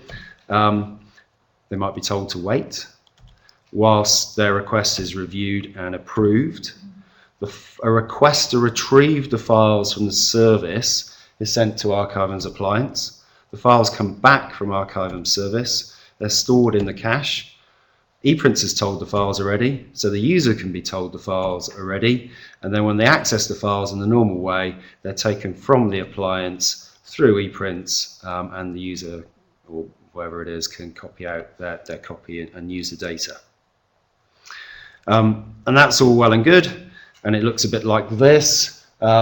So you come along and you ask for access to data with maybe entering some justification.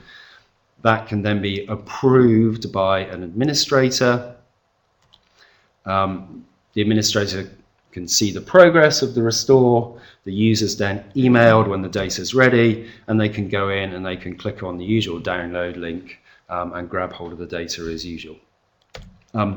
I should say that for small files, that whole process is entirely automated and invisible. The review, approve, notify typically would be used for large files when it's going to take a time to retrieve it. And indeed, we provide a simple estimate of how long that retrieval time might be to the user when they first make that request. And then the files are cached on that appliance, so if they need to be accessed multiple times, then that can be done instantaneously without taking them back from the service again. And all the access control in this model is done by ePrints, so it decides whether to grant access to the data. We're sitting there as a storage backend, which means all the usual stuff in ePrints for embargoing things or restricting things or authenticating users can be applied as usual. However, there are some limitations to the current approach. Primarily because all the data actually goes through ePrints. It goes into ePrints' own storage, which is fine for publications maybe or small data files, but if it's large research data sets, then having to upload everything through ePrints just to put it into an archive might not be what you want to do. Some of our customers have already put files in their archive, and they would actually like to link those into ePrints rather than having to deposit them through ePrints, and that's not possible in the current model. We know that several institutions want to push the data out at certain points to publication platforms like Figshare, and that's not easy to do with the current plugin when it's in our archive. You can't push it straight from the archive to a open access platform. And neither can you grant direct access to the archive because all access control is through EPrints. So I think several of our current users have identified some of these limitations. Certainly I've been talking to Tim and ULCC, and we think there are lots of things that can be done to improve the way the plugin works to accommodate these use cases. So just for some examples, direct deposit of data into Archivum might actually look like this. And again, it could be any archive, it doesn't have to be Archivum's archive. So you might put the file into the Archivum appliance, and it provides a file share, so it's easy to do that. It then stores it and uploads it to the service. And then you might add the URL to the appliance, so EPrints knows where it is. It could be reviewed, where an editor might go and check the data, and they grab hold of the copy, they approve it, and it's stored. And that sort of links the data in the archive to the data in EPrints. And when you want to access the data, you get the URL from EPrints to the appliance, which then pulls the data back from the service and delivers it out directly. So here the data hasn't gone in or out of EPrints at all, but EPrints still knows that it's there, and the process can be included in the usual sort of workflow. Or it may be there's a need for something a bit more integrated. We know from working with Loughborough, for example, with Figshare and Symplectic and DSpace integration, the last thing they want is their researchers having to go to multiple systems and doing stuff and linking things together. They actually want a single front end, one place to go to do everything. So maybe there's the need for some sort of uploader where the researcher says, well, here's a data set, and the files are then transferred to the appliance. The metadata is then transferred to EPrints. The link to the files are put into EPrints. The usual review approve process, and maybe that then triggers the approval for the appliance to take the data and load it up into the Archivum service. So only when everything's there and complete and correct does anything get really long-term archived, and so on. But the key thing here that there's only one interface, one tool, one uploader that the researcher uses. And that uploader might be downloaded from EPrints. So they might go to EPrints and pull that down and use it, and then it automates the process for them. I don't know, right? These are sort of questions that we've got on how it might work. And it'd be great to know what you guys want. So some of the work we can imagine being done, making the whole thing seamless, working out what the security model is when you've got EPrints' own model, an institution's own authentication system, and Archivum's appliance. Working out who can deposit the data, who can link the data into EPrints, and who can improve it. So fine, a researcher might put it into the appliance, but then EPrints needs to be allowed access, so an administrator might be able to approve it. There's a whole issue about all the tools and protocols need for transferring big files, things like grid FTP, etc. Then there's a whole question about the relationship with SWORD and whether we need to have SWORD-like support in the appliance, plus tools for transferring big data. And I know Exeter have been looking at that sort of problem. Then there's all sorts of issues around the sort of metadata we might need to generate and make accessible through the appliance if data is going to be deposited there to start with. And then what does the quality control and sign-off process look like? So all sorts of open questions. And that's why Tim put an idea up on the Research Data Spring to look at some of these things, which has got some fantastic support. It rocketed into the top 10 overnight. So that's great. Archivum fully supports that and would be very interested in being involved. And then there's also another Research Data Spring idea up there from Edinburgh and Manchester about the more general problem of how to integrate data vaults into the whole research data management infrastructure. And that extends to things like CRIS systems like Pure or Elements, other institutional repositories like DSpace, and how to link those things into archival storage using an open set of interfaces and standards. So it will be entirely vendor independent. So we support that as well. There you go. Hopefully I'm on time. Hopefully we might have a session this afternoon if people are interested to talk about some of these questions and issues in more detail. In the meantime, there's some links to the plugin and the documentation if you're interested.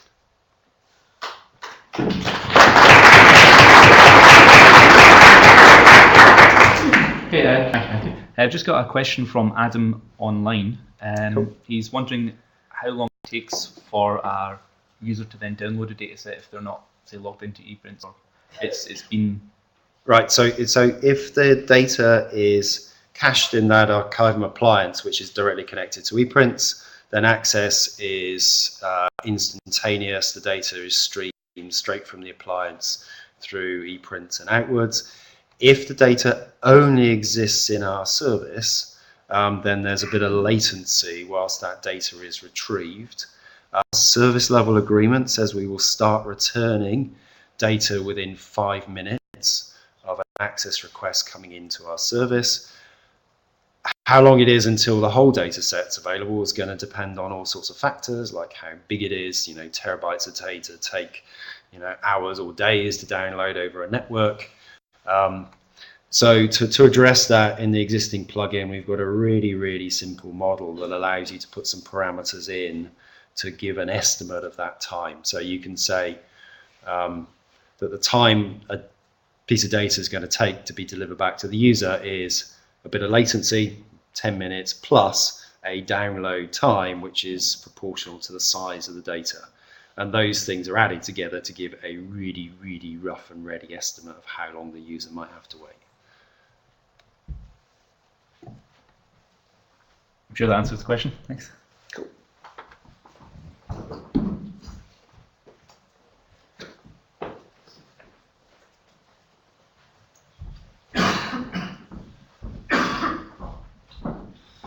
Thanks to Matthew, and then back up on stage are Tim and David talking about ePrints, but not as you know it.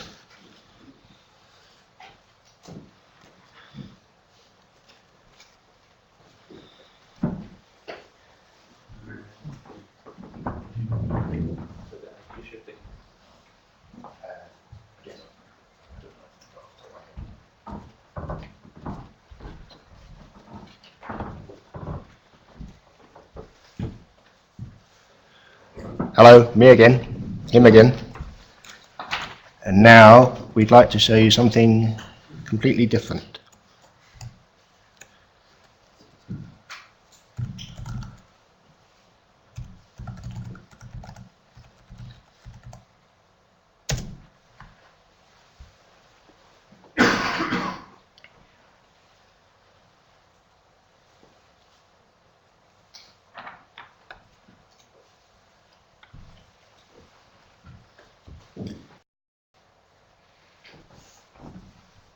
So, David, what's the name of this session?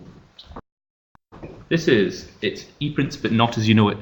Okay, so in this session, David is going to talk about his work to give ePrints a radical makeover using Bootstrap, and I'm going to talk you through a digital archive project that I worked on recently that uses ePrints.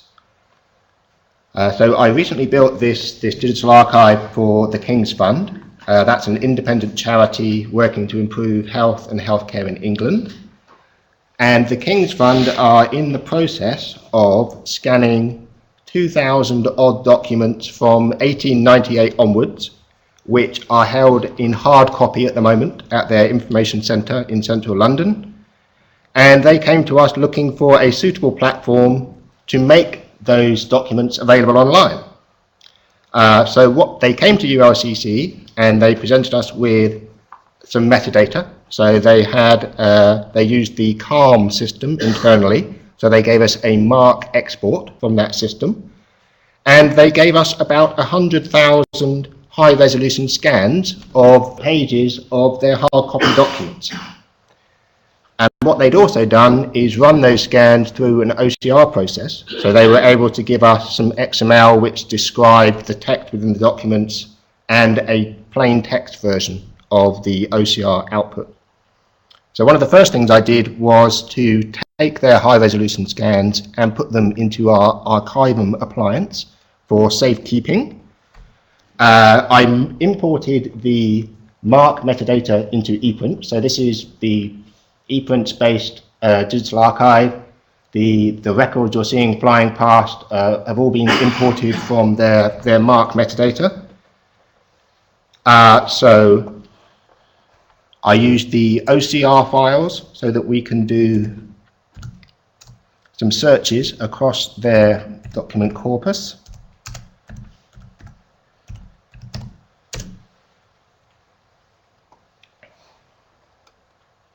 So here are some example search results. Now, for actually viewing the documents online, the King's Fund were very keen to use something called the Welcome Player. This is a document viewer that was developed by the Wellcome Library that enables the user to navigate through a document page by page and zoom into details on each page. So if I choose one of these, so what I've effectively done is taken the ePrints abstract page and completely replaced it with this document viewer. So this viewer uses a technology called Deep Zoom. So at the back end, I've had to set up an image server in order to serve tiled small regions of the image so that you can zoom in very efficiently and very quickly. The Welcome Player requires, in order to describe how the documents fit together, because what we've got is basically a hard drive full of page scans, to describe how those fit together as documents, the Welcome Player requires some JSON input. So what I've done is created a plugin for ePrints which exports the JSON that the Welcome Player needs to understand how to put the document together. Now, one of the features that the King's Fund were very interested in is the fact that you are able to use this viewer to search within the document. So obviously what I've done is use the OCR information that they provided us with. I've indexed all that OCR information at the back end. So when I type in a search query, that's going off to the back end, and the back end is throwing me back some JSON which tells the Welcome Player whereabouts the words are in the document and what region we can highlight in order to find the word. So there we go. So in summary, using ePrints allowed me to develop a digital archive very, very quickly. It's been launched successfully and we've had some very good feedback. ePrints was flexible enough that I could completely customize it. So what I've been showing you doesn't look anything like the default ePrints at all. And so I could completely customize the look and feel to King's Fund requirements. David, over to you. Okay, so just following on from what Tim said there, ePrints can look like whatever you want it to look like. You can really customize it quite heavily to look like this. But what about the default install? So I've worked on a Bazaar package which will be released. It was meant to be released today, but it seems to be stuttering a little bit, and I hope to show you a live demo, but I'm not going to be able to, unfortunately. To use a technology called Bootstrap, which was developed by Twitter originally.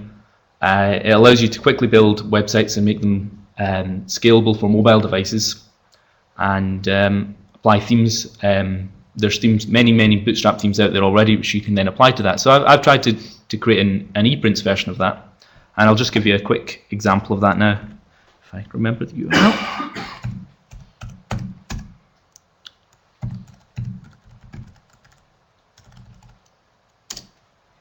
So Rory very kindly created these images for me earlier today, since my live demo won't work.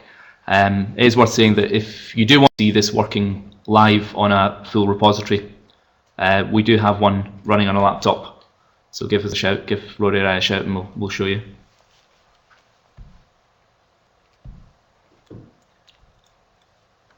So the idea of this is that it's a Bazaar package, which I'm sure you're all familiar with. You install that onto an empty repository, and it will change your repository to look like this, which isn't massively different from the standard ePrints offering, but it certainly, to my eyes at least, looks a bit more modern, and it allows much more customization. It uses JavaScript to update many of the elements you see there, so it's not altering the ePrints core at all. It's just a theme that sits on top of it.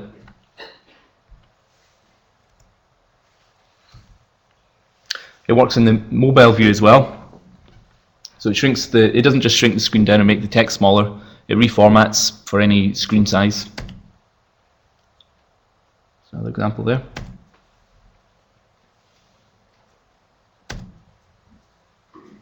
And it reformats the forms as well, so they're more accessible in any screen size. Now with one CSS file, a Bootstrap theme, which as I said before, there's many available online already. It's a recognised sort of standard for developing Bootstrap.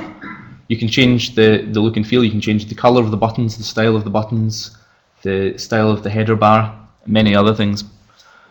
Within the development Bootstrap, I realised that if we wanted to apply this to the UEL website itself, we'd need another way of changing the header images, changing the header files.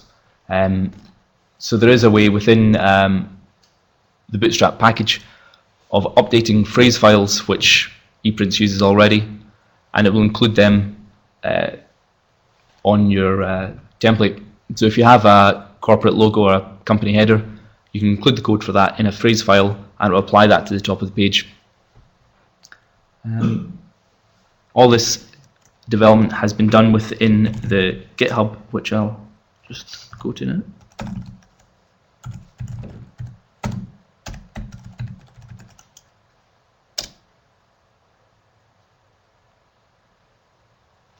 Yes. So this is the GitHub for the Bootstrap work that I've been doing. If anyone wants to have a go, they're welcome to try and download it now. You can report issues if you find here. And as I say, we'll hopefully be uploading a full package of work to the Bazaar soon. With it this week probably, for the first version at least, so you can try it out. I'd like to hear if anyone does try it out, the problems with it, because we've been trying it on empty repositories. I wouldn't recommend installing it on your production repository. I'm sure it'll still work, but it might not look as you dream it will. But yes. Any questions?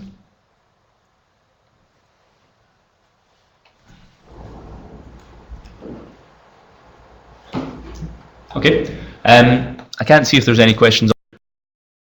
But that means we'll move on. Yeah. It works. Excellent. So, very excited to be here. I'm here to kind of introduce my new role and talk about the community and what I can do for you, the ePrints community, both kind of this room and the UK community and the further community abroad. And I had a think before I came here. My job title, actually I wear two hats for ePrints now. One is the ePrints Services Business Relationship Manager, and the other one is, I guess we'd call it the Community Engagement Lead. And I had to think about what this meant, and I came up with these three kind of general areas that are going to take my attention. To understand, promote community priorities, to support community interactivity, productivity and outputs, and ePrint services engagement with the community. And I guess what that really means is that I need to be, to a certain extent, led by you. So I would like to have engagement from you, and I'm hopefully going to use some of the time I have in this next 6 minutes or however I got to open the room up to see if anybody's got any comments for me. So a number of you would have seen an email that came out from me. I sent out on the tech list. I posted it on the EPrints User Group asking what are your priorities, and this is the feedback I got back from you. Everybody pretty much said documentation. A lot of people said that without any context, so more explanations needed. We had a number of comments about communication from EPrints, about roadmap, about more development, more features, and then some kind of a tail at the bottom, better website, capture community needs, developer meets, which, again, looking at the top of this, documentation, communication, these seem to be the key requirements that people are immediately aware of.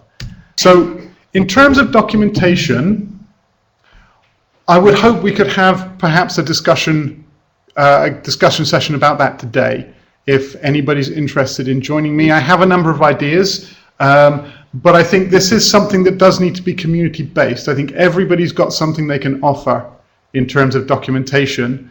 You know, we at ePrint Services, we have a lot of very technical people, and we're very good at writing technical documentation. And actually having a look over the documentation, there are large areas of ePrints where the documentation is actually very good.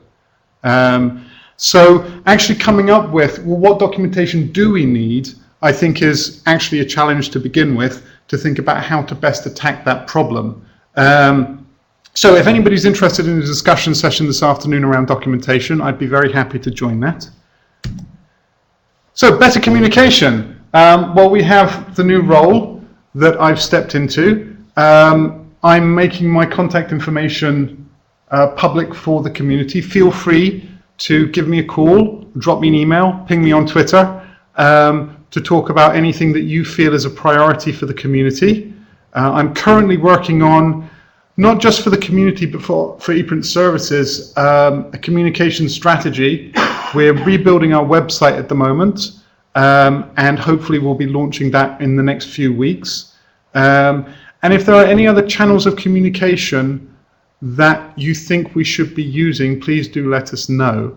Particularly, I'm interested if anybody has any ideas on how to reach other ePrints communities outside of the UK, and particularly outside of the English-speaking world. I'm very interested in engaging with those communities too. And finally, a roadmap. We'll be talking more about this afternoon, but we have a planned roadmap to take us through to the end of the year, which we'll be discussing this afternoon. That's essentially, I don't really want to hold people up from lunch. Yay! I feel I've introduced myself. Does anybody have any questions? Or does anybody have anything they would like to raise?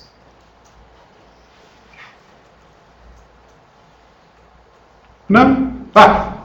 Just to say, it would be quite helpful to have an organisational chart for ePrint Services, so we know who does what. Because usually you was our contact for us for development, but we don't know. Sure. So we have, as part of the work on the rebrand, sorry, the question was about the structure of ePrint Services, and we have, if I can use this trackpad.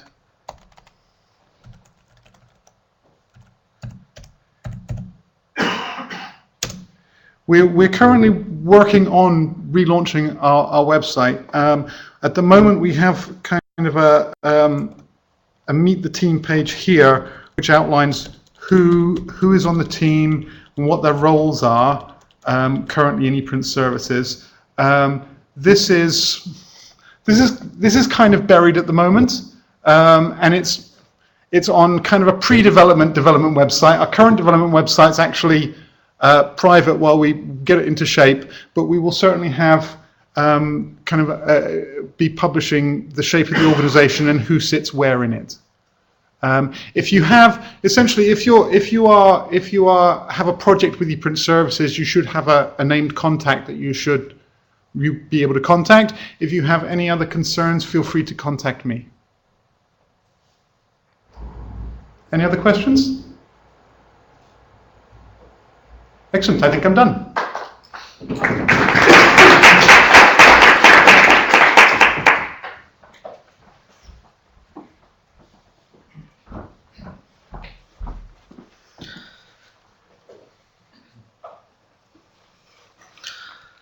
Well, thanks, Adam. And of course, those of us in the room can continue to pester him all the way through lunch if we do have any questions. But those of us that are here will be breaking for our swan fricassee now through the double doors at the back there. Those of you that are attending virtually, we will meet back with you at 1:30.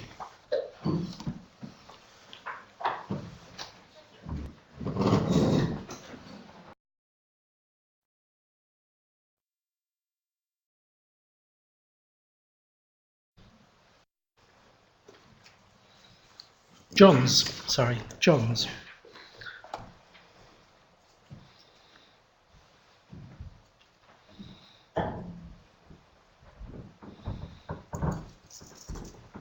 Yeah. Yeah, that's fine.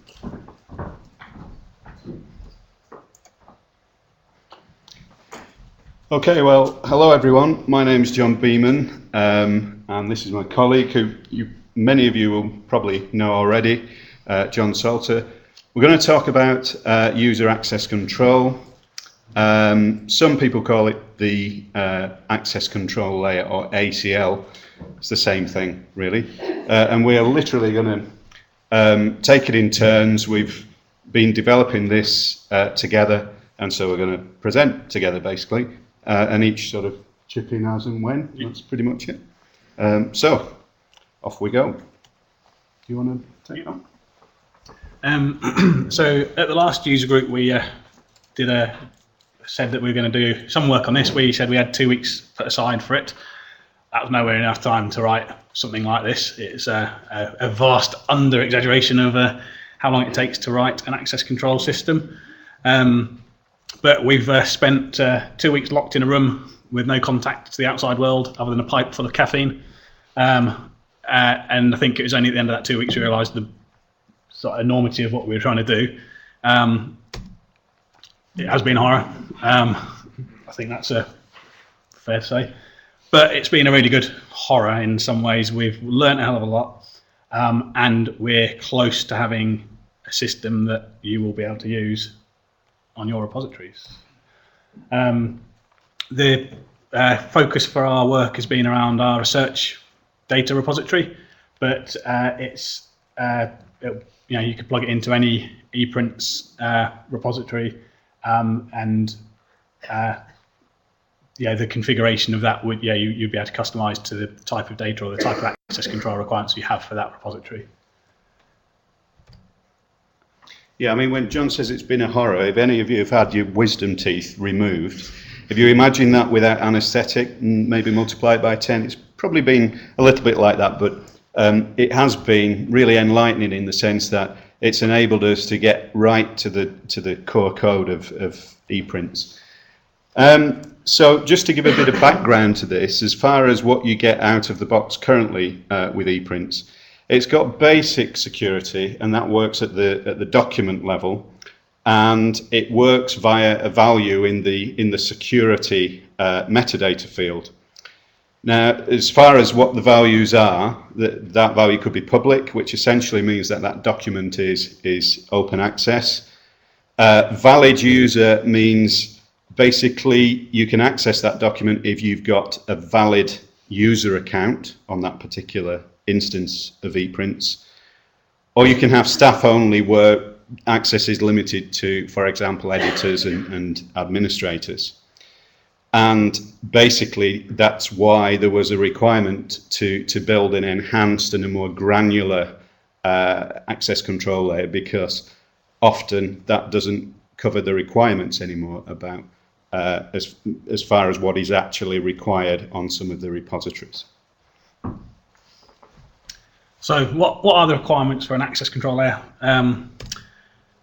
So it's not only controlling access to the documents, the files, but it could also be controlling access to the metadata of the EPrints themselves. Now, I know EPrints is built very much around an open access model, so lots of stuff's out there.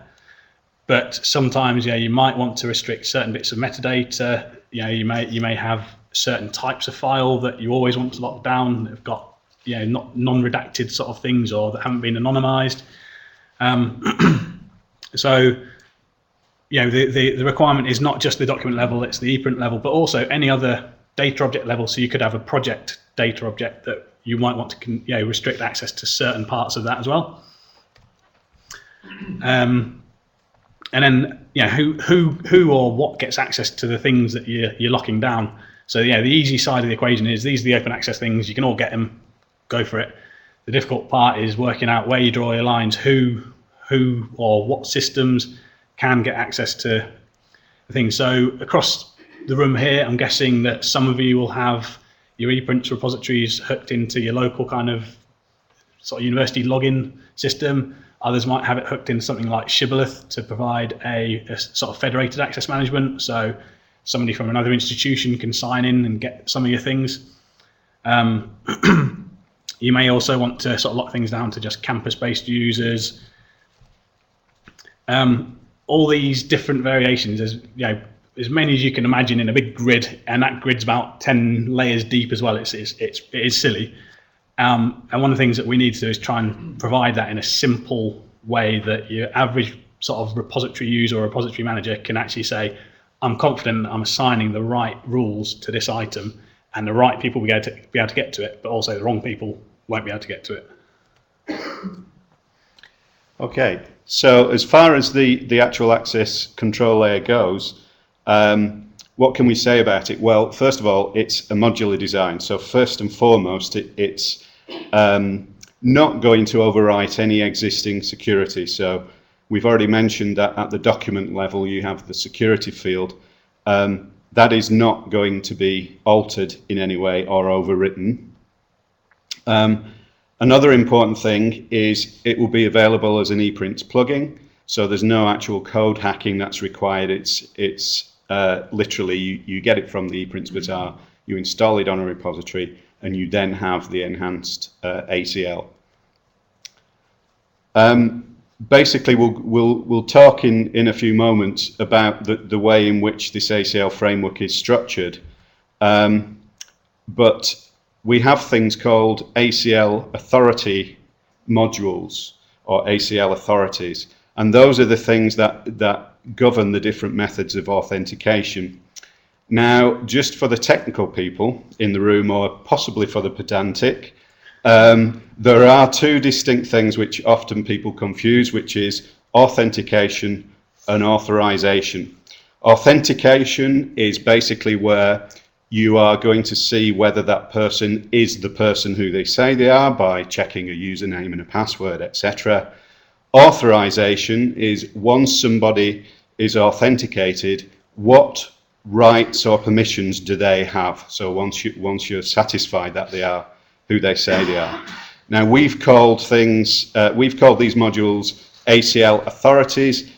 I suppose we could have called them ACL authenticators, but the reason why we call them authorities might become clear later, because in a sense from those we get more than just the authentication, we get the authorization as well with the information that's passed back from them.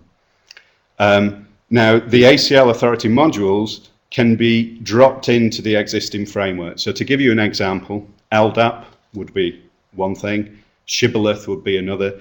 These are all ways of authenticating users and then passing back information to the system about that user.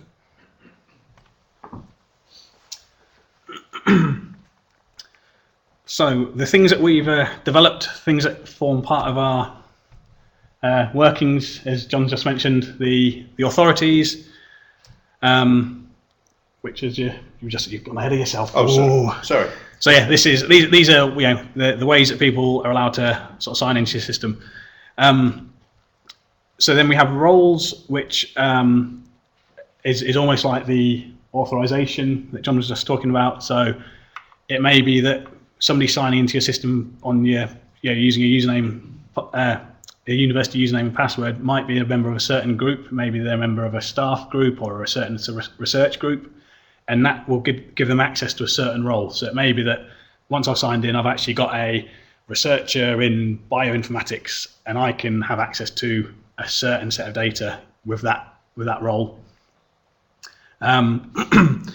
With these things, the roles that an authority can assign are obviously based on that authority. And as I said before, we don't know half of what the things that you might be using to sign into, the idea is this is when you create the authority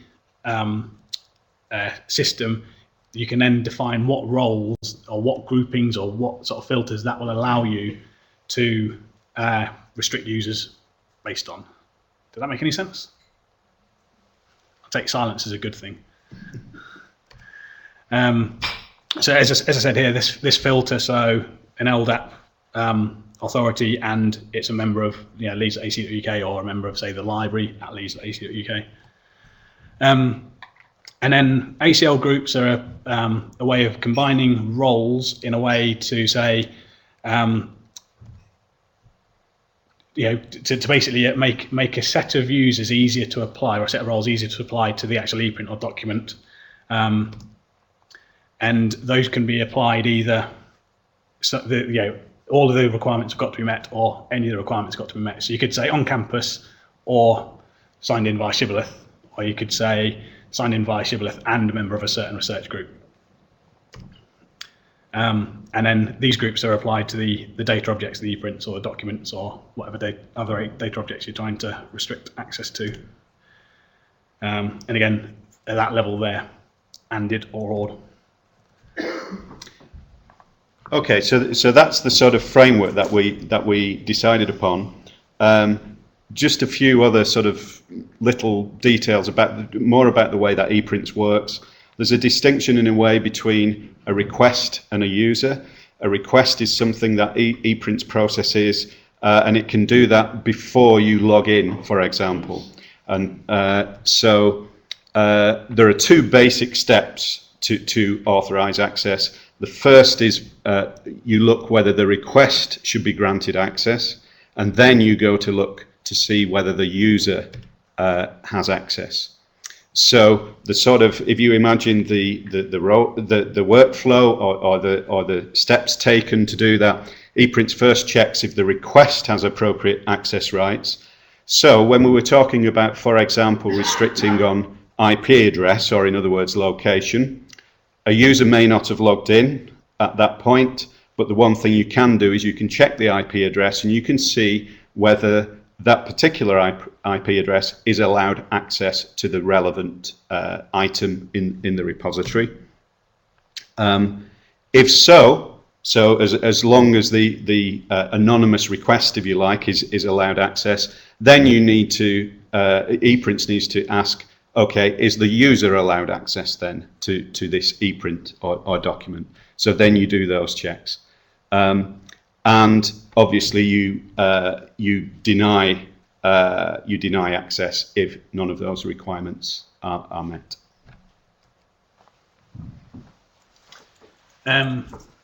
Dealing with objection. This isn't how we feel with ePrints. Well, it might be in some times, but so what happens if somebody is requested an object and they're not allowed it? Are they not allowed it? They're not allowed to know anything about it. Have they got a URL that somebody's given to them and it's not suitable for them? This is something that comes up occasionally with ePrints currently, where ePrints is very good at exposing the metadata of, say, all the documents, but it may be those documents are locked down. Something like a library catalog will harvest them. Users end up with a link that just is broken. It doesn't do anything useful or helpful, and it just makes people think that things aren't working. So as part of our work, we've created the ability to generate document landing pages. It's much like you have an ePrint with the URL, get to that and it shows you what documents are attached to that ePrint. This allows a document to have a landing page to show that it belongs to part of an ePrint as well. So if somebody's is not allowed access to that document, they at least get to a page that says what you've tried to access does exist and it is what you think it is, but you aren't allowed access to it. You might need to sign in, or you might need to request access at this point in time. At the same time, as I mentioned before, with the ePrint, there may be certain fields within the ePrint that you don't want to expose to people that don't have access to it. So the restricted summary pages, you can then say, for this ePrint, you can select a citation style and say, for somebody that's got access to it, they get all the information. Somebody who's not allowed access to it, maybe they get the 5 metadata fields that constitute a DOI data DOI record. And then also trying to be useful, saying this is locked down, but if you want access to it, you can come and ask us for it, or if you sign in via this system or you have this following rights, then you should be able to access it. Okay, just to add one last thing to that as well, as far as the document landing pages go, another motivation for having those is basically the idea that you might, for example, mint a DOI at the document level as opposed to the ePrint level.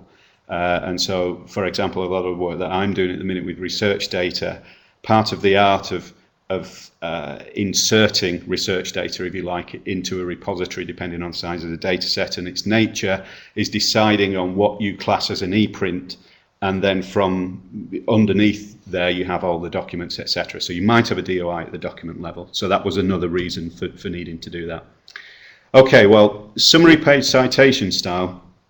This is still partly connected with what we do if a request is denied. So as John's already said, you could just have a broken link, but obviously that wouldn't be much help at all.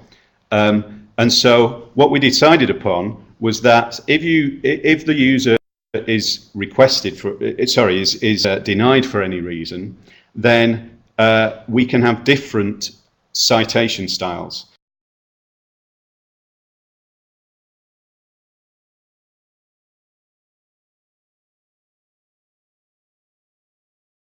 Or citation style, one for restricted and one for not restricted, but then we've sort of opened it up, so in actual fact you can choose any number of citation styles, so you can deal with any type of permutation, if you like, of restricted access.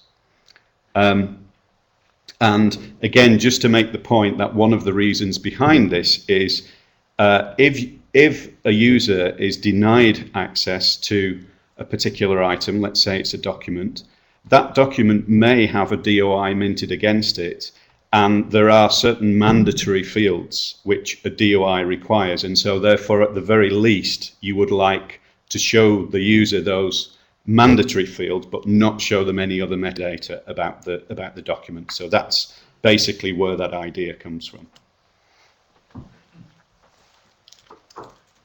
This feels like a bit of DOI, a bit of deja vu here. So what he just said, and what he just said, and what he just said. Do the next one. Right, so I'll go on to the horrors. That was an easy slide. So the horrors and the solutions. So out of the box, ePrints does things, but it does things in a way that it's very open access, and it's done like that for quite a while, 10 years-ish, maybe not quite 10 years for the ePrints 3.3. But lots of these things are really ingrained in the depths of ePrints code, and to try and sort of extract those to plumb our system in, but be able to put them back in when we don't need our system in place, and so you can add this without breaking what's currently there, was a nightmare. So we learnt some really cranky Perl foo, and I think there's still more that we need to learn, because some of it doesn't look elegant. It works, but it doesn't look elegant code-wise, and I'm not quite sure I've got quite the right magic yet.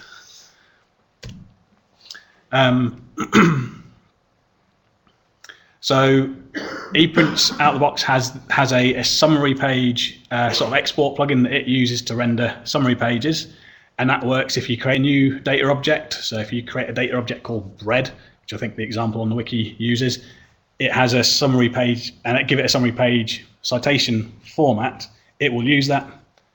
Documents don't. Documents are a special case out of the box. So again, you have to unplumb all that to try and do the right thing for these document summary pages. And so we've achieved that using ePrint triggers. So this is we've put quite a bit of information on the wiki, and I think at the end of this we've got a link to the wiki Yes, page. we have. This presentation was sort of initially written on the wiki as well, so this is all there, and some sort of explanations of different bits of the geekier side of ePrints and the code and how different requests come in and are processed, to try and help you understand what we've done and why we've had to do it in a certain way, but also so you can look at it and go, that's wrong, if we've done it wrong, which we hope we haven't. And then there's other things that come along to trip us up slightly.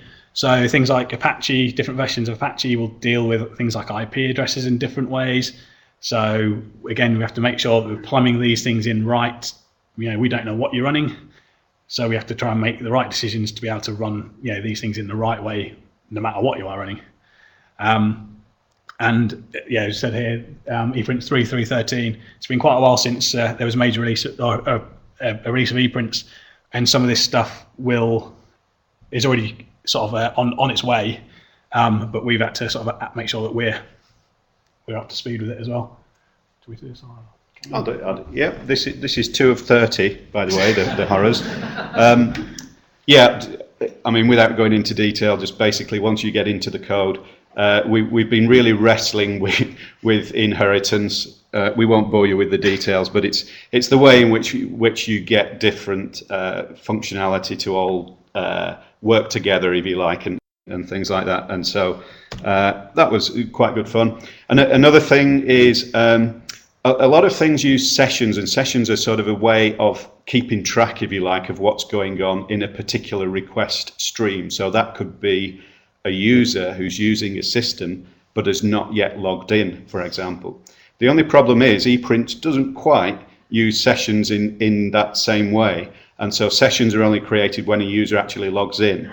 And so the business that we mentioned earlier, to do with first you check a request and then you check a user, if you imagine you have an ePrint or a document and the only restrictions on it are connected with IP address or location, so in other words, you're not interested about whether a user's logged in or not, then you can get problems basically if you're trying to develop an ACL system, because you need to be able to try to keep track of things, and basically ePrints makes it a little bit difficult. And the last thing is the documentation.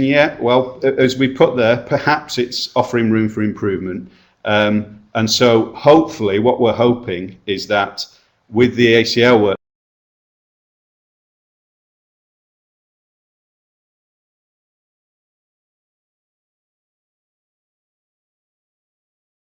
also goes into great detail about the inner workings, if you like, of ePrints as far as dealing with requests, and then what we've actually done to produce this ACL framework.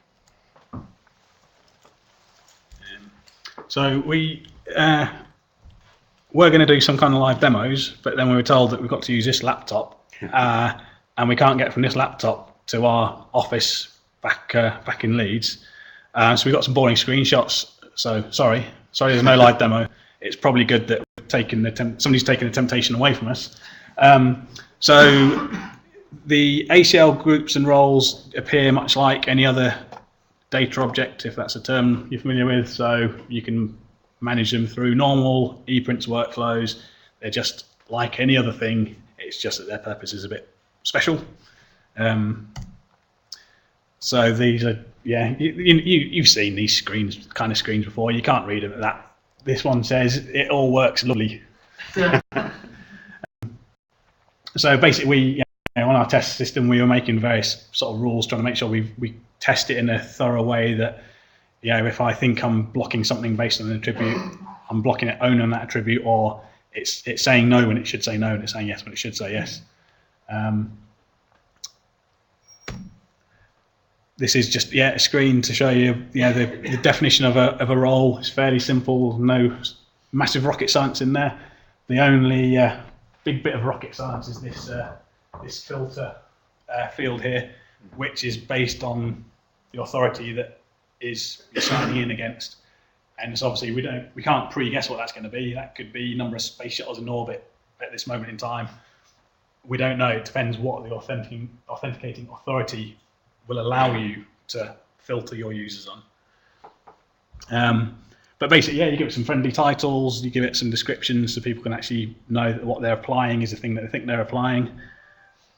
Much the same with the groups. So the groups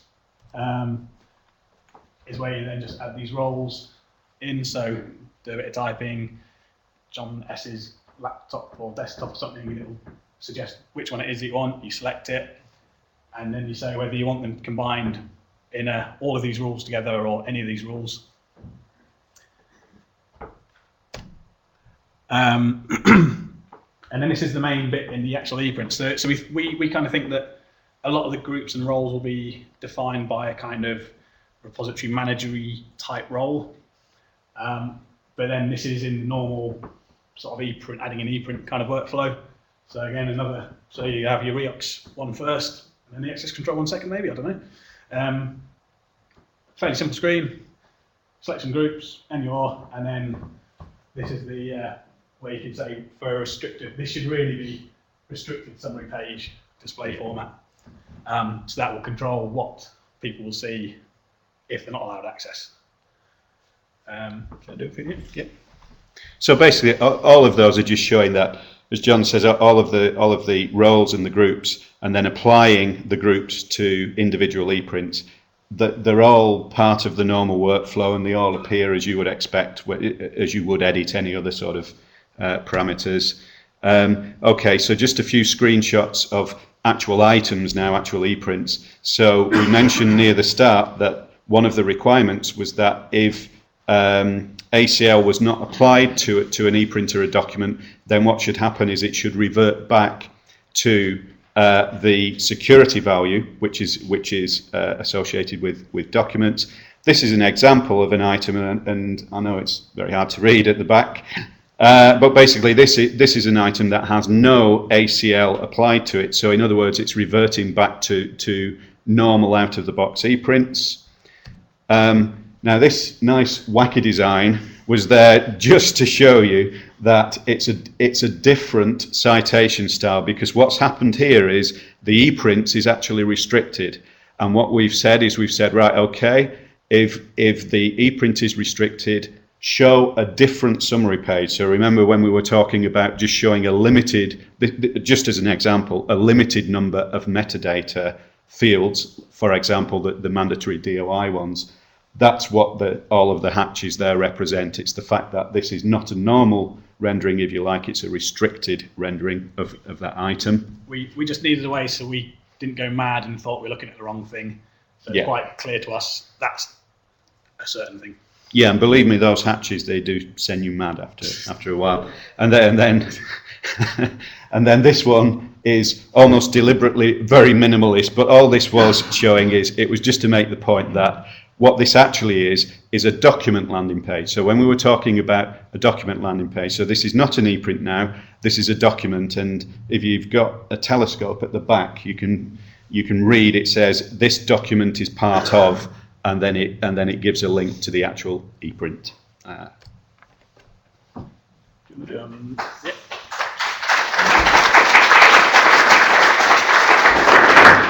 So just to say, as John's already mentioned, on the wiki there is all of the information regards to this presentation, but also a lot of other stuff to do with the ACL.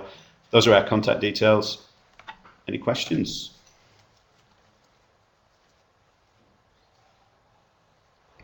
Have you considered how it's tying in with the exporters? Because it's been seen in the past that exporters don't necessarily respect things being hidden. Yes and no. So part of the unplumbing of ePrints that we've had to do is trying to make sure that on a normal ePrint summary page, if you look at the source code of it, there's all sorts of links to things in there that you might not want links to appearing. So it may be that you're saying an ePrint's restricted and all the documents are actually invisible underneath that. So we've been trying to make sure that we have a way that we can actually unplumb those bits from being shown. That doesn't quite fully go into all the export, the kind of multi-layers of the export. So an ePrint export that then exposes all the documents. We will have to test that and see how it works. And also we're kind of we have to be quite careful. You don't necessarily want to restrict. It's quite difficult to what am I trying to say? You don't necessarily want to restrict everything in all circumstances, because if you're, say, exporting all these items, the fact that they're restricted, you need to expose that information to a controlled, sysadmin kind of export, but you might not want to expose them to a Joe Public Good afternoon again. We've kind of been sidetracked a little from the Powwow report by our announcement of the roadmap, which we really want to focus on for this session. We think for the people in this room, it's a far more interesting presentation. And I wasn't at the Powwow, and I don't know what report back from that. Sorry. So I don't know if anybody noticed, but a few days ago we did a release of EPrints. Did anybody notice? Oh, one person. Excellent. 3.1.13 is out now. I had a look at... 3.3.13 is out now, as of the 8th. It's nice to be able to say that Apache 2.4 support is one of the things on it. That was something John was asking about earlier. I had a look down at the GitHub comparison page between 3.3.12 and 3.3.13 and tried to get a feel for what was just kind of a bug fix or a stability improvement and what was actually an improvement to a feature that made it do something a little bit better. And we think we can count, I think it's 22 different things that have been improved. But this is very much like an Apple keynote. We've released a new operating system. It has a million new features, and some of them are just buttons a different color. So these are things that have been improved in 3.3.13. It's out now on files.eprints.org. I don't know that there's much more that needs to be said about that. No. So, on to 3.3.14, where we actually have a couple of features planned. So it's going to be the standard minor release, continued bug fixes that you see with live software. But one of the things that's been really satisfying about this user group is that when we originally released ePrints 3, it was all about plugins, and we built this plugin infrastructure so that the community could engage and produce plugins for ePrints, and that didn't happen a great deal. People still edited the core to build their functionality. So in ePrints 3.2, I think, the big headline feature was the Bazaar, where we had these one-click installable packages that people could develop. And it's so great to come here and see that things like this access control layer are being developed as Bazaar plugins, and the stuff Rory was demoing earlier with the bootstrap thing and bringing these in as Bazaar packages.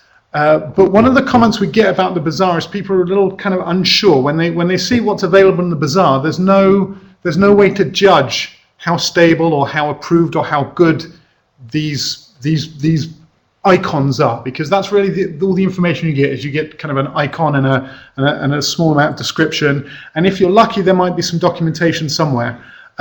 So the new Bazaar features, we're planning to create some way of saying that this plugin has been approved by somebody, and that could be print services, it could be ULCC.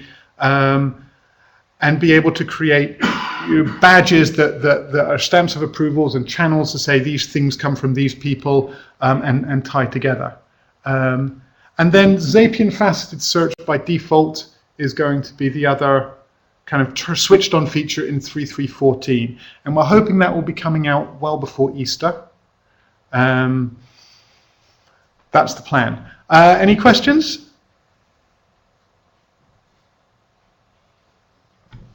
If you have ePrint services, is there a policy about when we can upgrade, or is it as and when we choose?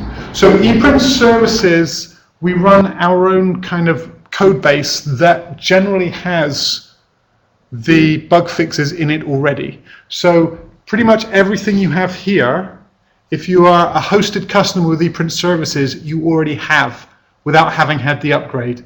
And then we kind of the releases of ePrints catch up with ePrint services code base. So as soon as we fix a bug, we tend to apply it to our own internal code base that we use on our hosted customers. We do have ePrint services is going through a process of virtualizing and upgrading all of our hosted customers. and that will be happening within the first, I think, quarter of this year.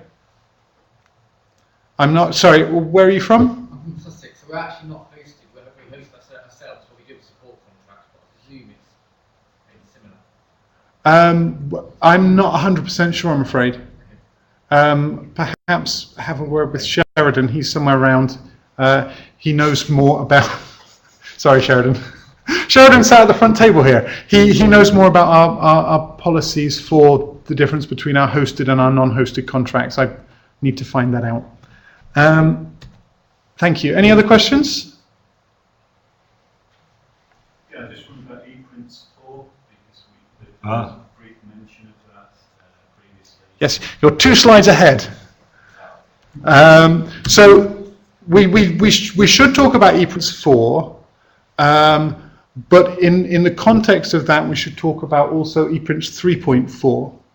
So we have a kind of an intermediate release on the way to 3.4. Sorry, on the way to EPrints 4, which is EPrints 3.4. So the philosophy around EPrints 4 was about stripping out the layers of functionality that sit on top of EPrints and building kind of a tight engine to handle the data and to handle the storage. And then on top of that, being able to build these layers of functionality for rendering, for searching, for import and export, to be able to kind of build a repository the way you wanted it to be for whatever your application was. And we sat down and we had a look at EPrints the way it is at the moment. And we think there's a way to get a lot of that with a lot less of a kind of a service gap between the 2 platforms, and a lot less in terms of the effort in bringing that forwards. So our plan for EPrints 4, which, sorry, I kind of just talked this slide through pretty much. Sorry,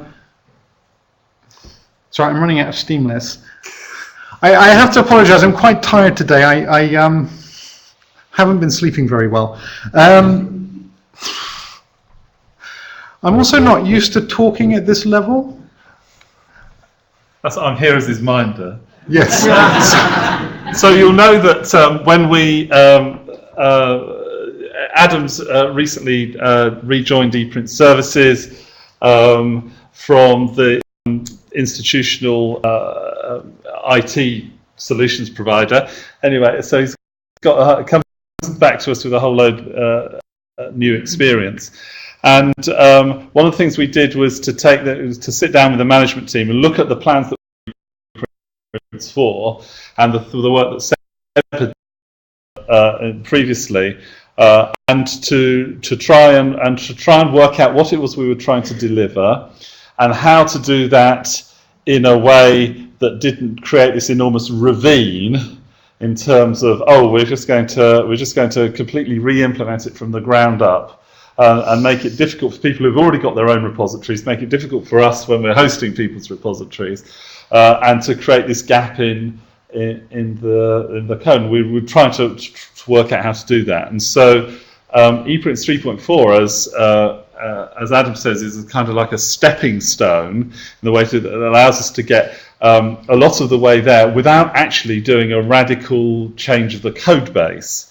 So you've got. Do you want to? What do you want to do? Sure. Well, we can continue on this slide. Absolutely. So the idea around 3.4, we have this kind of base ePrints which handles just the generic data storage and management of objects in the repository, and then as we said, kind of plugins and metadata schemas and bazaar packages that sit on top of it that create a repository.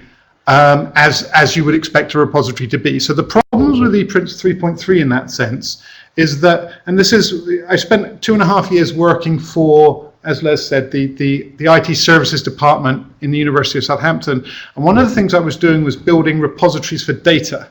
And I found that the first thing I had to do would take ePrints out the box. I needed to put a data set into a repository, was to turn off a load of stuff and then see if it still worked. And there was always a little bit of massaging to bring ePrints back to that kind of well, it's there and it's stable, but it doesn't really do anything, and now we can start building up on top of it.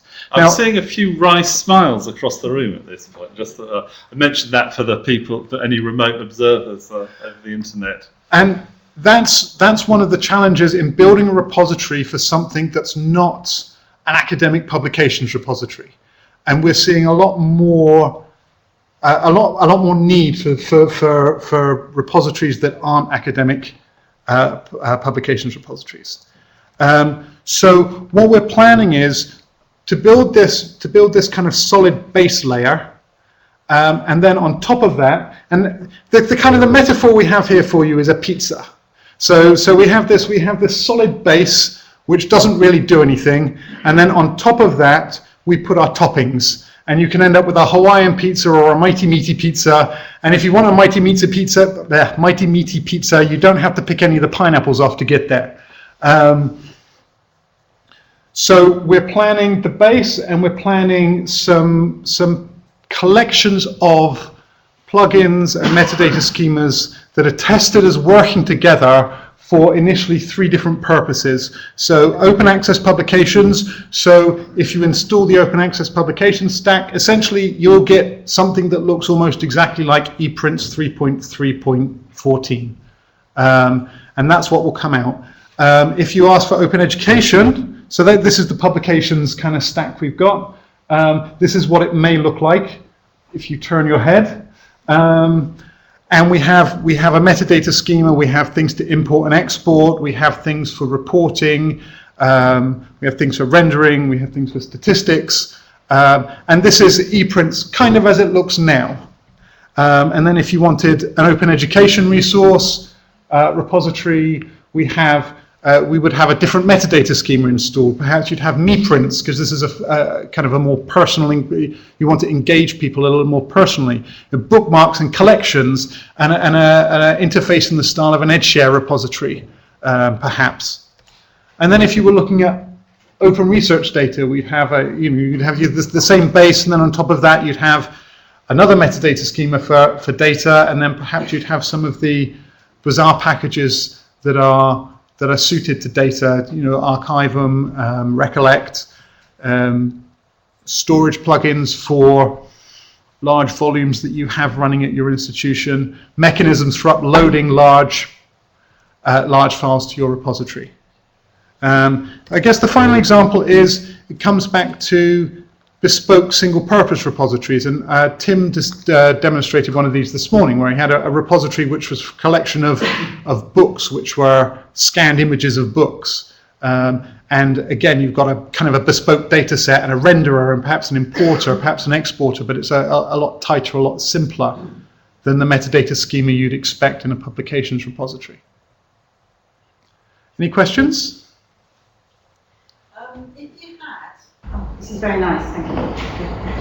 If you had a data repository or open access publications repository and say a couple of these micro repositories, would they have to be set up as separate instances of ePrints, or could you, like you have at the moment, have them one instance with lots of collection views? It depends on. I could see a case being made for either argument. The more you have going on in your repository, the more complex it gets. So the microdata repository, for example, this is about having data that the repository is aware of the structure of, and it makes it browsable and it adds functionality. So with Tim's example, with these pages that are zoomable, this is almost a kind of a single application for a repository. You might want that on a website by itself, so you might want a repository by itself for that. Whereas if you're storing some data sets just as almost monolithic blobs in a repository, then there's perhaps a case to be made that might go into a publications repository if you wanted data sets in there as well. Sure.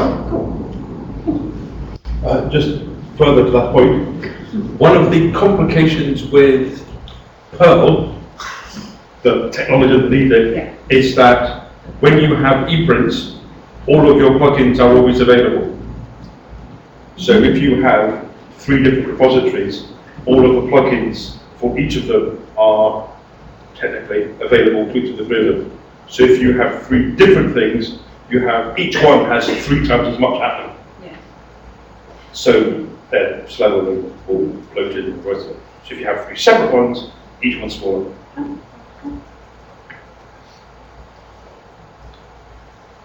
So this isn't set in stone yet. This is a proposal that we have for how we'd like to go forward. We need to discuss it with the community.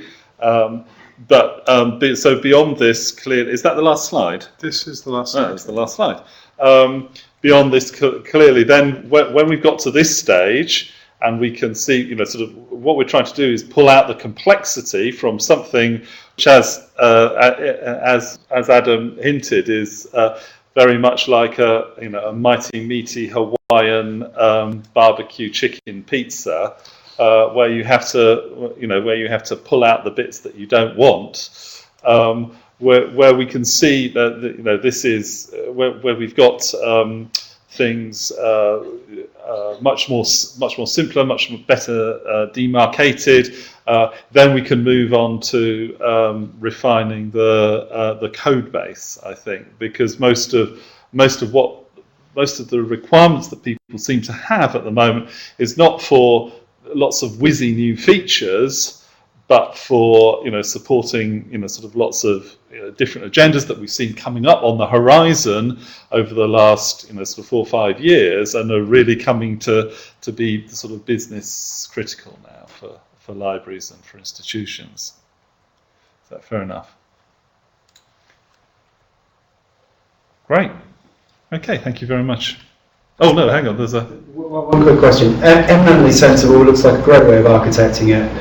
Backwards compatibility for all the existing plugins out there, or will they need to be re-engineered to support the new architecture? As far as 3.4 goes, we don't envisage a great number of changes to be able to get us to where we want to be. So one of the experiences I had is in turning everything off to be able to build a data micro repository. One of the things I turned off was the Dublin Core export plugin, which broke rendering abstract pages. Because that functionality, the reason for that is that if you look at an abstract page of an ePrint, it's got a load of meta tags with Dublin Core fields in to assist with Google indexing. So if you turn that off, it tries to generate an abstract page. It can't do it. So this is kind of the class of problem that ePrints 3.4 is trying to solve, and that's just about kind of unpicking the dependencies that the ePrints base has on the publications repository configuration of ePrints. Going on to talk about ePrints 4, that's I think it's premature to be able to comment on how much can be compatible and how much can't be compatible with that. But I don't think there's the plans are to make things as sustainable as possible, of course. But I think with 3.4, you can be fairly confident that things that work in 3.3 will work in 3.4. Tim? Hi. Just sort of picking up on the comment that you made about the website that I presented earlier. One of the key things for the King's Fund is the search capability. So whereas ePrints gave me a really nice way of rapidly putting together a digital archive for them, actually the next iteration of that is going to be based on, well, is already implemented, and it's based on Elasticsearch, because that gives me so much more search functionality, and that seems to be very key for the King's Fund, and I think it's very key for every user of ePrints. I wondered if you could comment on where you're going with this most important feature of ePrints. Oh damn! I knew you were going to do that.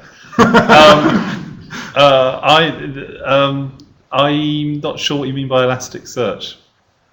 It's a new search engine. It's a new Borry? It's a new search engine. Oh, It's a bit like Solar, only different.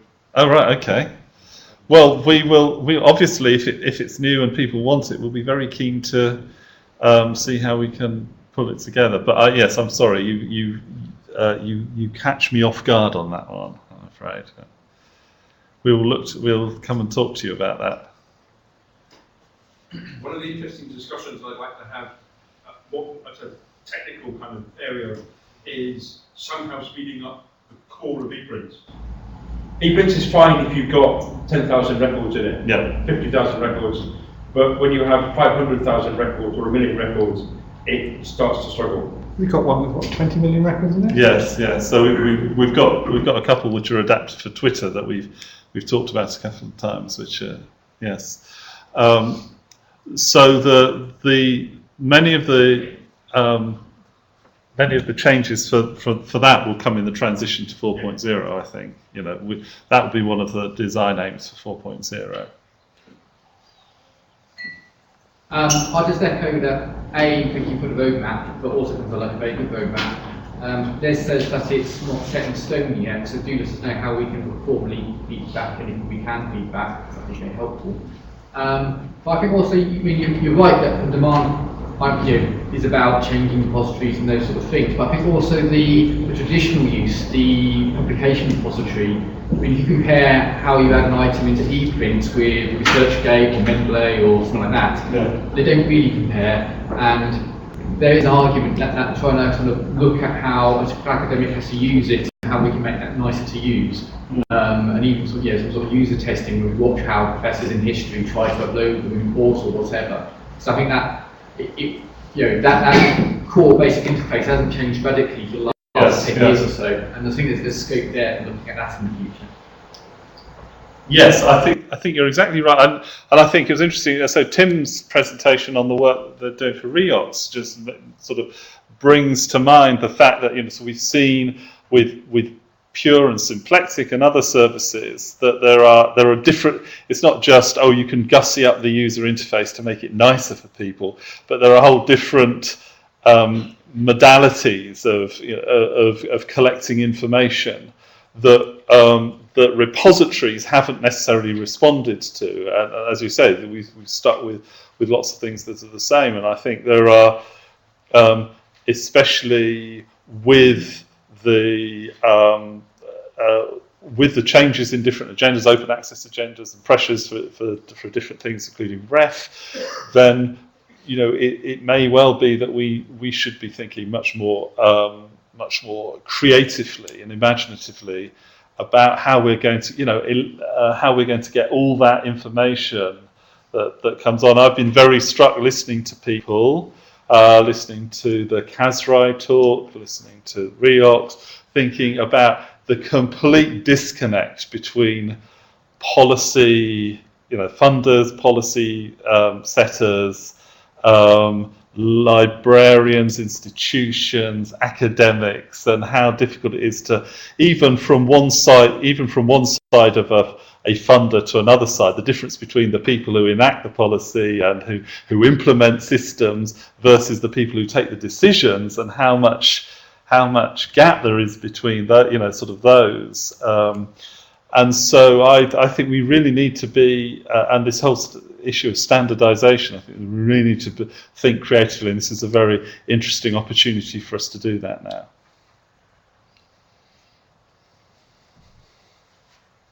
Okay, thank you very much indeed.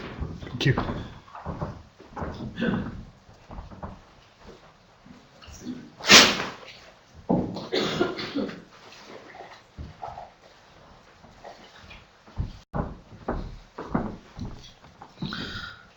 Thanks very much. So here in the room, we're now going to break for our discussions.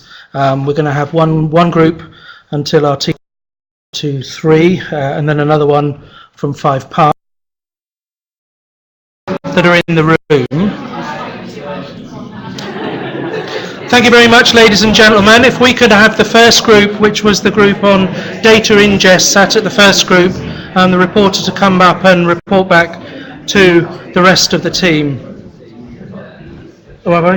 That's right. Just because. Should I say that again for the benefit of those? No, I think they heard it. But we can. Shout loud enough. How should I explain?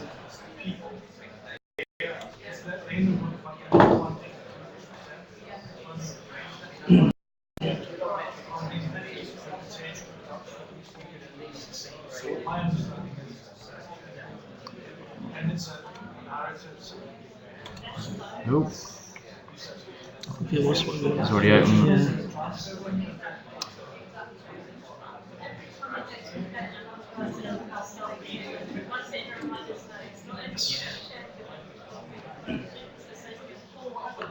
I'll just message them online. I'll give you a quick thumbs up.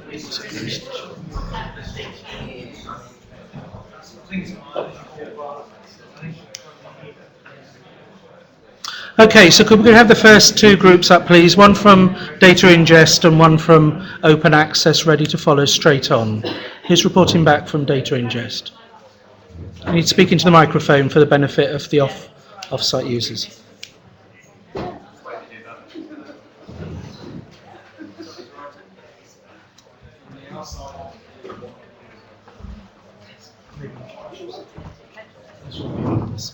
I don't know, it depends how much people hate what I have to say, really. Just going to see if I make that a bit bigger. To read it from a distance, lovely.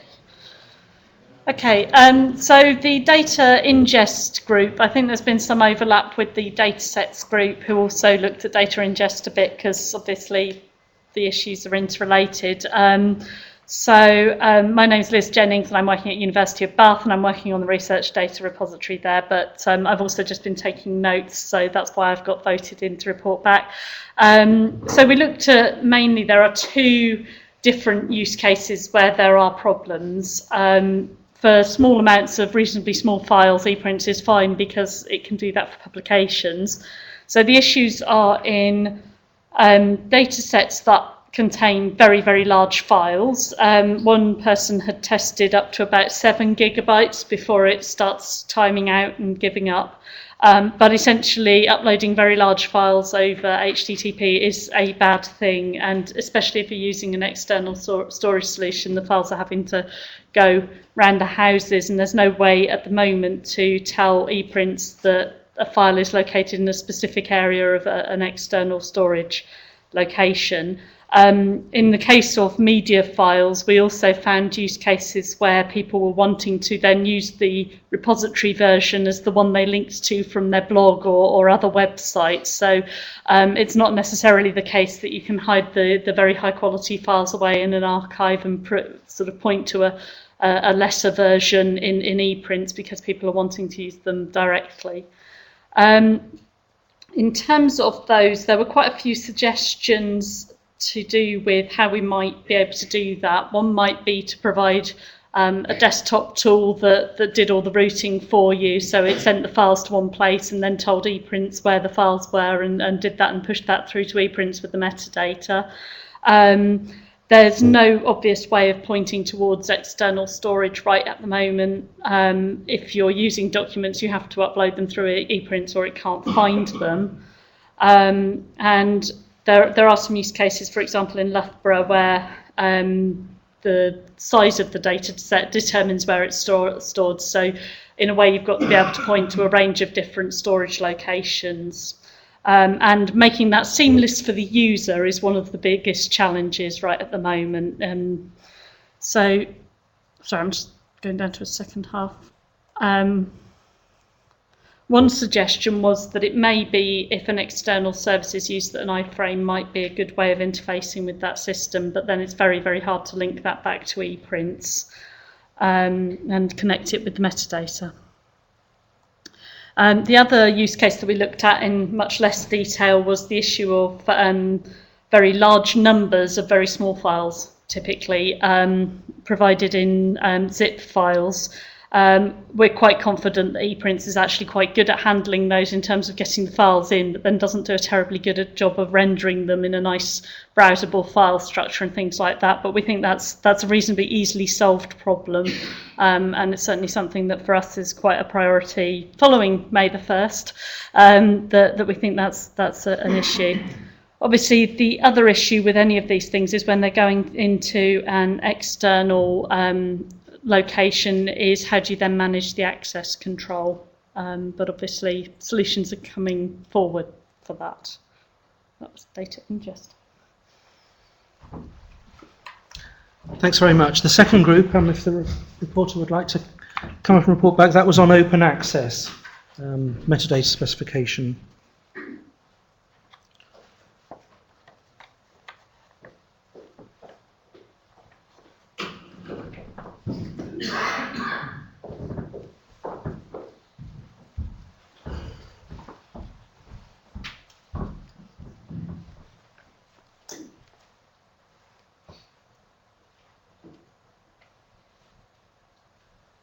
Hello, I'm Jennifer Smith from St George's, University of London.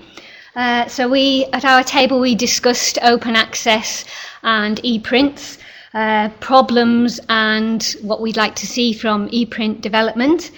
Something that was mentioned was, where was REF in the ePrints release roadmap of the versions coming up? We didn't see any mention of REF in there.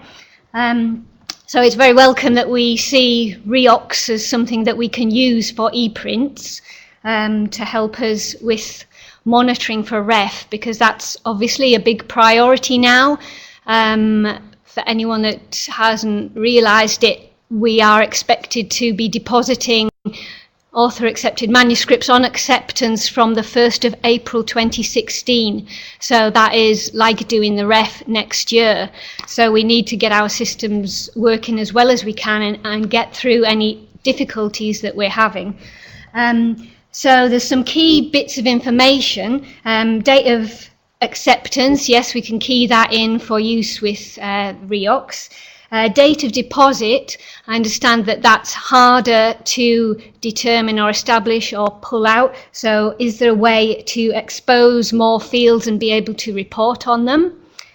And yes, different versions, if we're having different versions put in for the same publication. There was discussions around the actual metadata for the files, dates of deposits, and date of acceptance, and how to lock certain bits of information down and how to make others a bit more variable.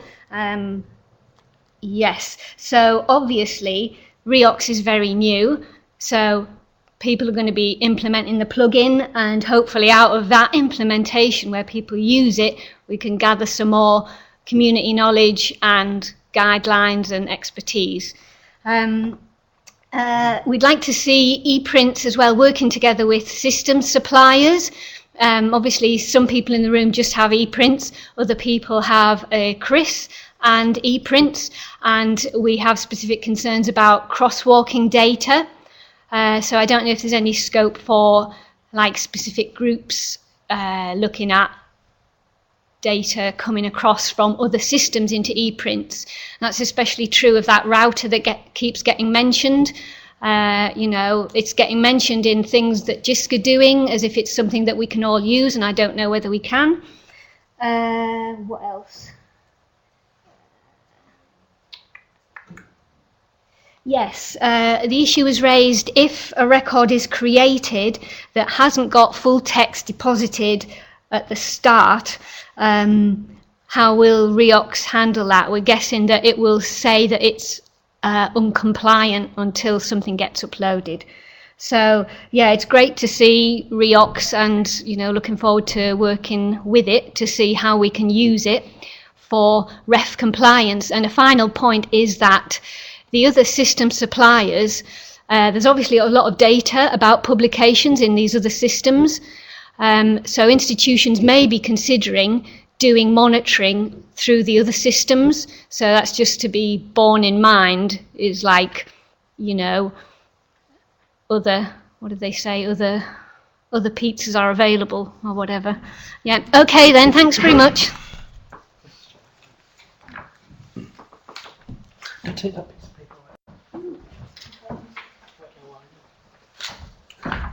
Thanks. And then if the reports from the third group come up, that was on data sets, metadata for data.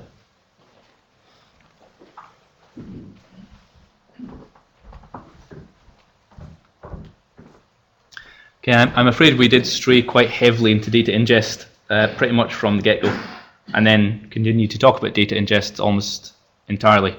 I'll go for the metadata stuff first. It seems most people are still planning to use Recollect, as that forms the solid sort of base. Some are planning to install it, and then someone said this, install it and then sit it in front of an academic to see what they would need and what they could use from that, which seems like a good idea, rather than just us trying to work it out, like let an academic actually do it themselves.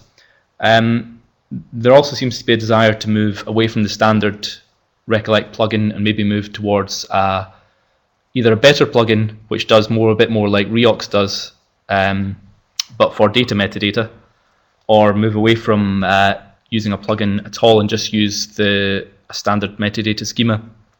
But I think it's important not to start reinventing new metadata schemas at any point.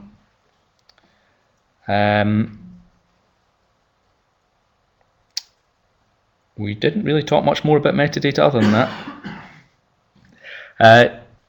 In the next version of ePrints, we were just talking about the future version, version 4, about how it won't really have a metadata schema by default, so you can easily add them on top of that. So creating a data repository sounds like it will be much easier in future versions than it will be in the current version. I also mentioned that UEL, and I don't know if anyone else is thinking along the same lines as us certainly, but UEL plans to allow the upload of a metadata file as part of the documentation for a dataset. We envisage this as a sort of subject-specific metadata, possibly stuff that we wouldn't normally look to capture in a standard ePrints workflow, but is useful for discovery of the dataset and for people to reuse the dataset. Looking at the data ingest, we said a lot of similar things to what the data ingest table said about using external tools to host your data rather than ePrints, and using ePrints simply for the metadata. We talked about using Dropbox APIs or possibly Figshare as the host for the data or the ingest tool. We also talked about how it could be possible to use ePrints for a distribution copy and hold the preservation copy on Archivum or separately. This could get around the size problem in ePrints of if you've got a 25 gigabyte, say, dataset, do you feed that through the ePrints interface back to the end user, or do you make that available on request? We also talked about, Adam talked about the one repository for one dataset model, which sounds very promising, certainly for some datasets where you have the end of a project, you create a whole repository for all that data output. It makes it very easy to search through that repository for individual pieces of data within that, and it makes presentation of it much easier too. So that sounds like it could be a great way of doing it for some, certainly.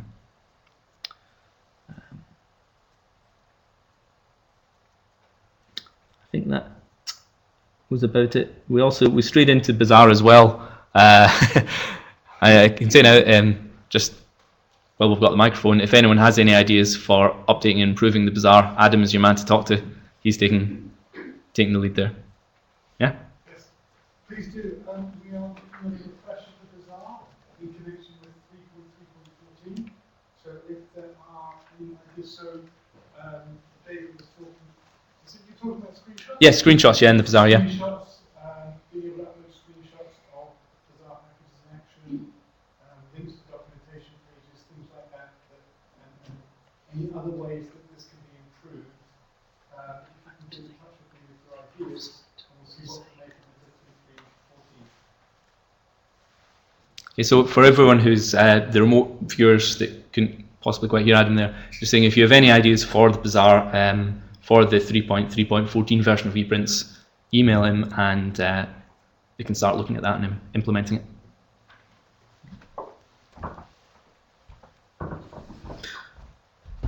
Fantastic. The fourth group was looking at impact. Have we got a reporter?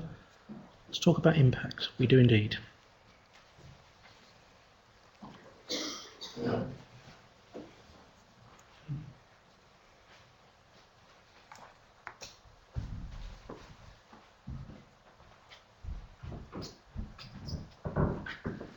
Hello, it's Mickey, the University of Glasgow.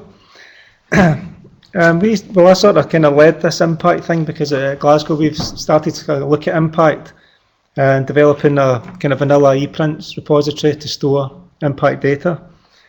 Basically what we've done is just created a new type, a new workflow for impact, and this is based around a kind of standard set of metadata fields. Well, not a standard set, but a set of metadata fields given by the research office to record impact. Things like who you collaborated with, different activities that you've done, dates and things like that, and also a set of categories, like a kind of subject tree, off at things like just different sectors that the impact is impacted on, things like education, business, those types of things, society. And also the fourth stage of the workflow is you can upload any evidence of where this impact has been noted. Essentially, having talked around that, we sort of, the two groups that I was in, we sort of thought, well, what is this impact linked to? Is it linked to kind of researchers themselves? Is it linked to their publications? Is it linked to projects that they've been involved in? And how long do these impacts last, and how do you actually go about storing them? I think both groups decided it was a really good idea to start looking into this, and everyone seemed quite keen to kind of share best practice on that. So what I propose to do is just post out the kind of work that we've done in our test repository, and people kind of comment back on it. Basically kind of share best practice for anyone who's interested in taking it further forward. That's about it. Now, the fifth group was looking at theses and data sites, so we could have a reporter.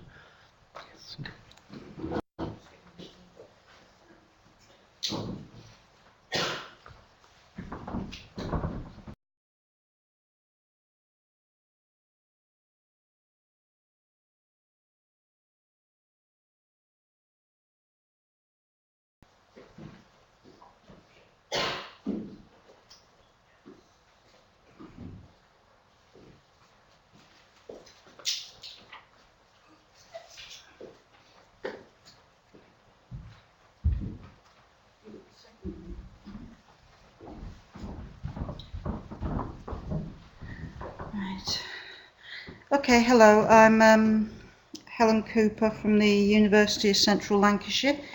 This is the sort of summary of the first discussion group.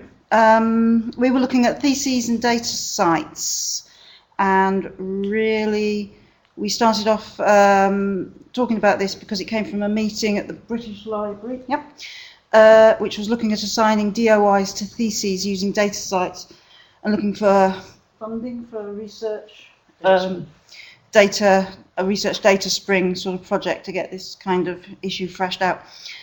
I think a lot of us started from the point of view that allocating a DOI to a thesis was quite straightforward. You just have a thesis and you allocate a DOI, but I think we found some other issues. One of those is linked to the Ethos UK ETDC metadata schema, which is now outdated because it tends to be tied to the thesis as a print format, and the British Library are looking to update this.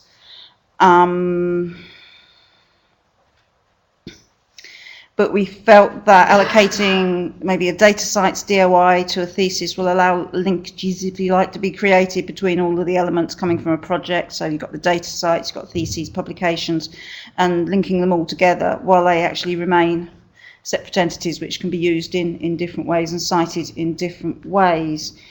We also felt this was a good opportunity to introduce RDM at a research student level. So they're starting producing research data plans and so on and so forth. Okay, we then went on to look at what a thesis is and decided, well, it's an evolving concept. You've got issues to do with PhD by publication. You've got the thesis bit and then you've got the publications bit. And you've got the idea of linking a thesis to publications where it's a PhD by publication, or to publications where they're just offspring from the thesis itself. Okay, then everybody began to talk a lot and loads of ideas came out. Hang on a minute. Okay, so we've got, what are you applying the DOI to? What's the basic unit? Is it the thesis itself? Which version of the thesis is it? And so on and so forth. What's the relationship between the elements? You've got your narrative, you've got your data, you've got your publications, you've got patents which come out of thesis, and then you're relating the thesis back to a project and data sets from that, where you have a PI with their publications, their data sets, and then they have students working under them all producing different theses. So you've got a very complex relationship going on, and you need to be clear about what these relationships are and what level we're talking about.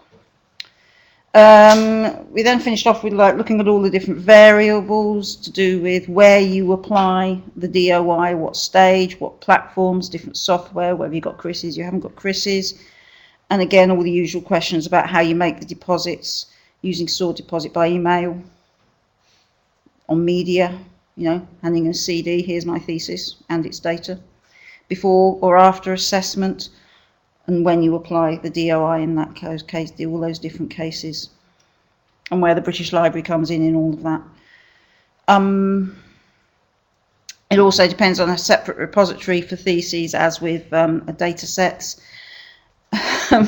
Mediated deposit by students. Does the student make the deposit? In which case, how do you give authority for them to do that?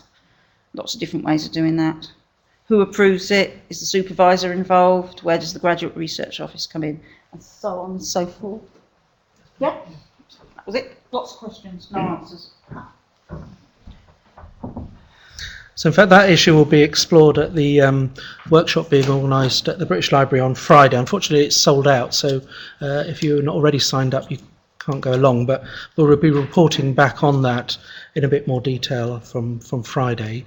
Now there was a mysterious sixth group in the room on any other business, so I wondered if they had anything that they wanted to report back. Possibly.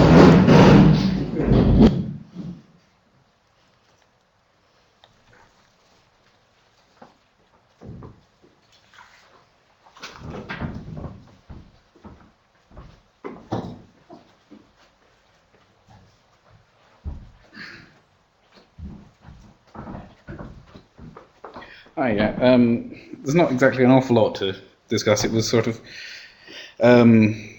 loosely labelled communications, discussions, possibly subtitled whinging.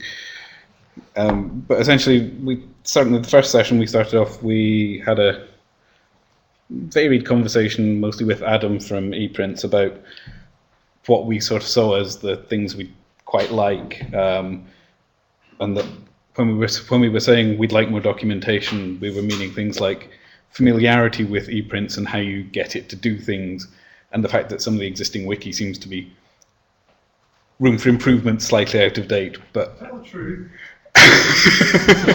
lacking. It's not quite what we said. It's not quite what we said, but I was being political. All right, what we said was Adam was going to write all of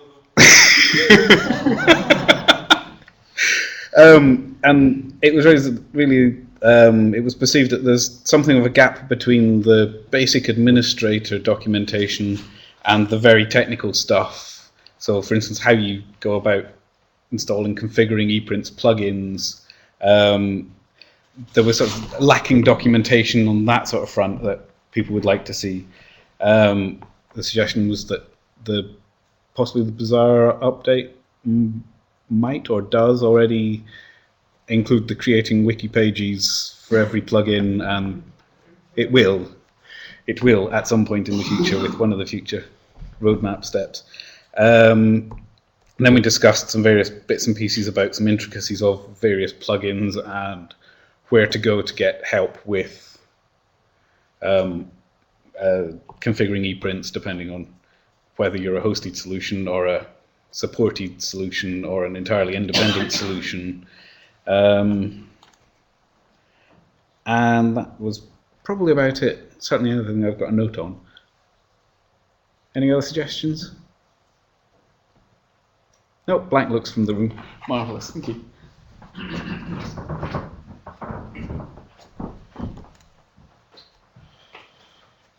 Thanks very much. So now I'll invite Adam Field, in fact, to come up and lead a discussion, an open discussion, wishlist development for ePrints, what needs to happen next. The floor is open. Thank you. I'm not sure if I should say The floor's already open, so I don't have the floor.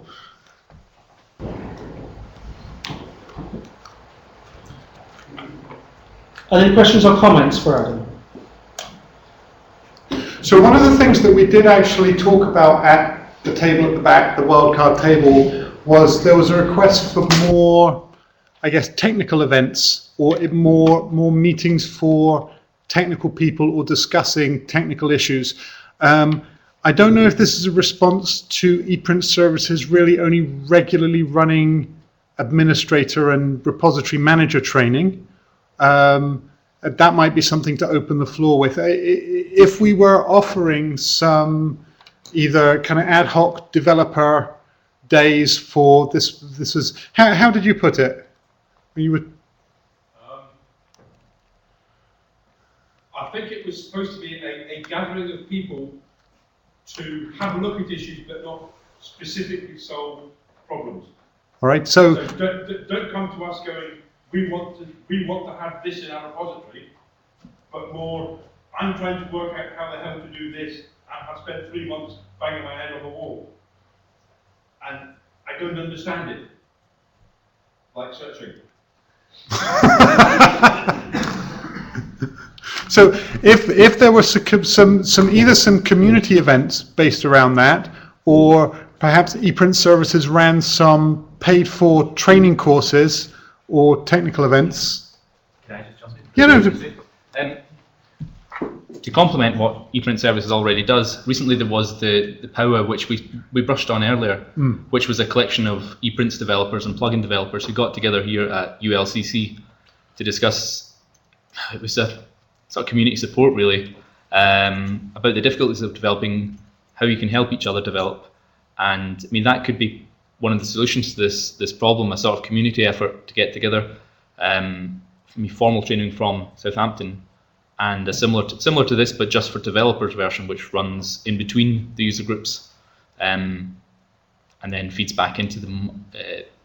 That's sort of what we pictured initially, at least. Whether it works out like that, I don't know. How does that sound? Does that sound this sort of community-led development approach? Since it is an open source project, I'm very much trying not to tell. So I've been put in this position where I've been given kind of this job title of ePrints community lead, but I don't see that as that I should be leading the community. I see that as I have lead responsibility of all the people in ePrint services for interacting with the community. So I very much don't want to say, hey, let's have some events, everybody come, because I don't know if that's what the community wants.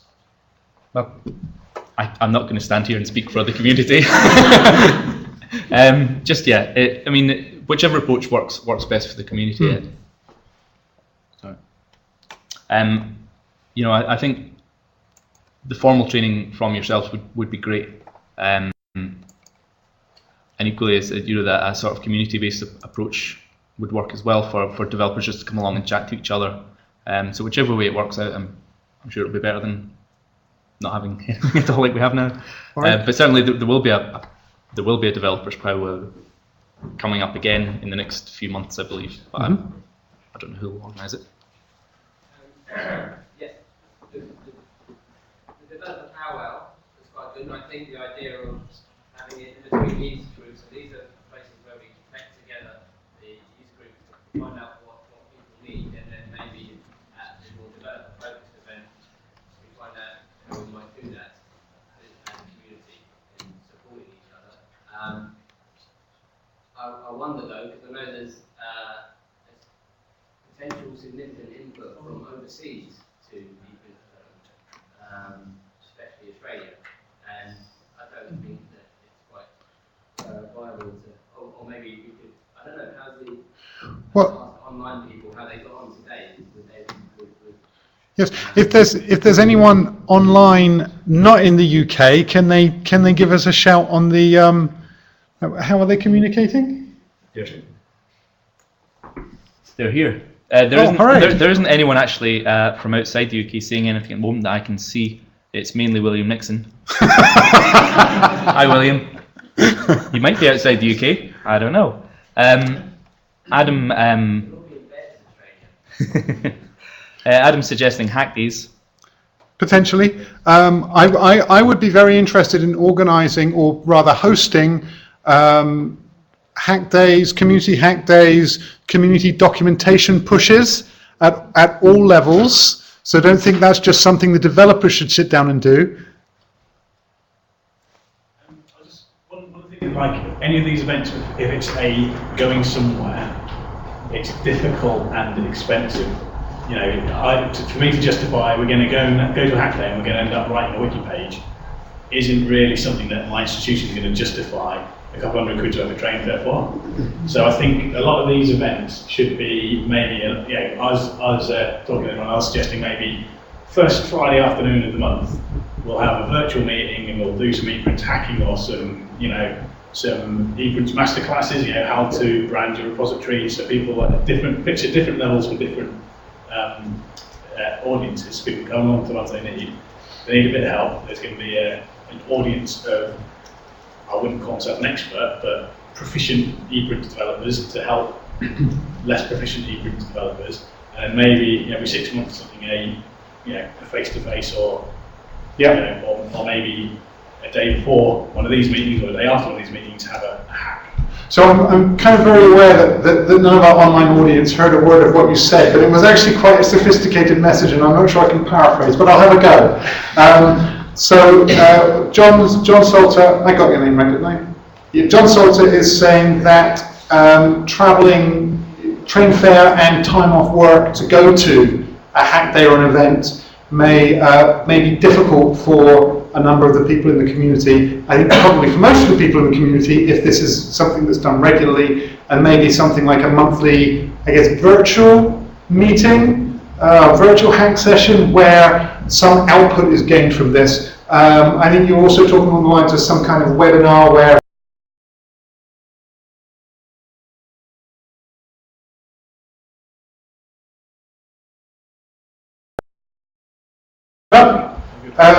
and this is the idea of webinars is certainly something I've been thinking about too. I do want to, I understand what you're saying about traveling, but I do think if we can bring people together into the same room, the productivity is so much greater than people sat in different, but I certainly wouldn't discount running virtual events. Can I just chip in the actual formal training, particularly if you're going to change how the bazaar package is done and sort of relaunch bazaar packages, it might be really helpful to have a formal training session on how to turn the stuff that's being done to specific repositories into a bazaar package that other people can use, and what you should and shouldn't do would be particularly useful, I think. Right, so it's Liz from Bath. Yeah. So Liz from Bath is saying that formal training on how to turn pieces of development into bazaar packages is something that would be valuable. Certainly we can look at running that. You get a lot of agreement from online. Everyone likes the idea of teaching webinars and a mix between virtual and physical stuff. So this all sounds good with online. Great.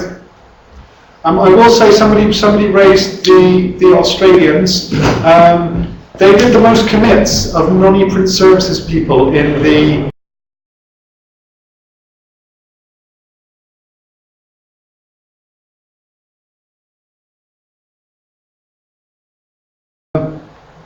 Queensland University of Technology. The staff there do an amazing job committing their bug fixes into core.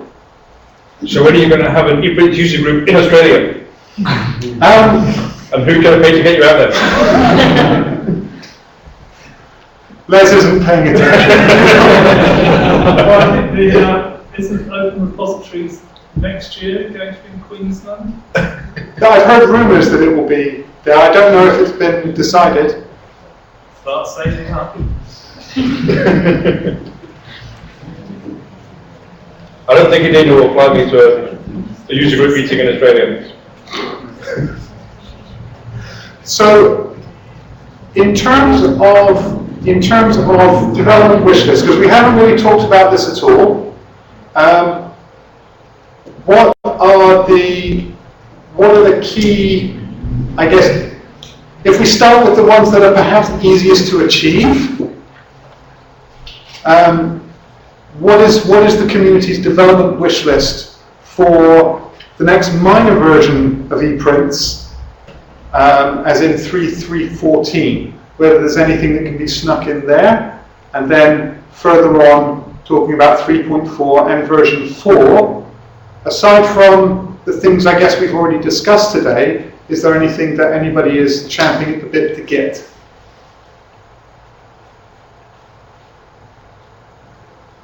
Oh, excellent. I've got a version 4 one for you. I've got my pen ready. A lot of Perl packages, actually CPAN Perl packages, are either thread aware, so that they parallel task more efficiently, or they're written in C. So if some of the core ePrint stuff could be either thread aware and or written in C, that would speed up the core of ePrints quite significantly, which would make everything that sits on top of it faster. So Ian Stewart from Medina has asked for ePrints version 4's base to be thread aware or written in C to speed Just up. the core? Just the core. Just the core. I'm just repeating for people. I feel a bit silly doing it. Absolutely. Anything else? It might be easier if it was easier to update licenses. We've had a long time waiting to get created from this 4 repository. Is this just as in a string to tag something with a license? Yeah. Okay. So this is not. It's not really a development feature. It's more configuration option. Sorry. I know we're waiting for the upgrade to do it. So I mean, it would be weird, but It shouldn't need an upgrade. I mean, it is effectively when you. It's just the metadata field on which values you have in it. So it is. There is a. It is the task is technical in its nature to update the licenses, but it's not a complex task. So we can talk about that, about how to achieve that. Two quite simple ones: click editable fields and drag and drop file upload. So rather than having to click through to be able to edit something or to go file upload, just drop. the drag and drop file upload should work. Oh, really? I believe. I don't think I've tried it angry. Okay. I believe it. So you just drag file to the document, upload.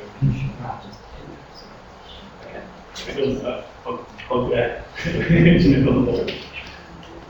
Is that perhaps browser device? It may well be browser, yeah, if you're using Internet Explorer 6 in the screen.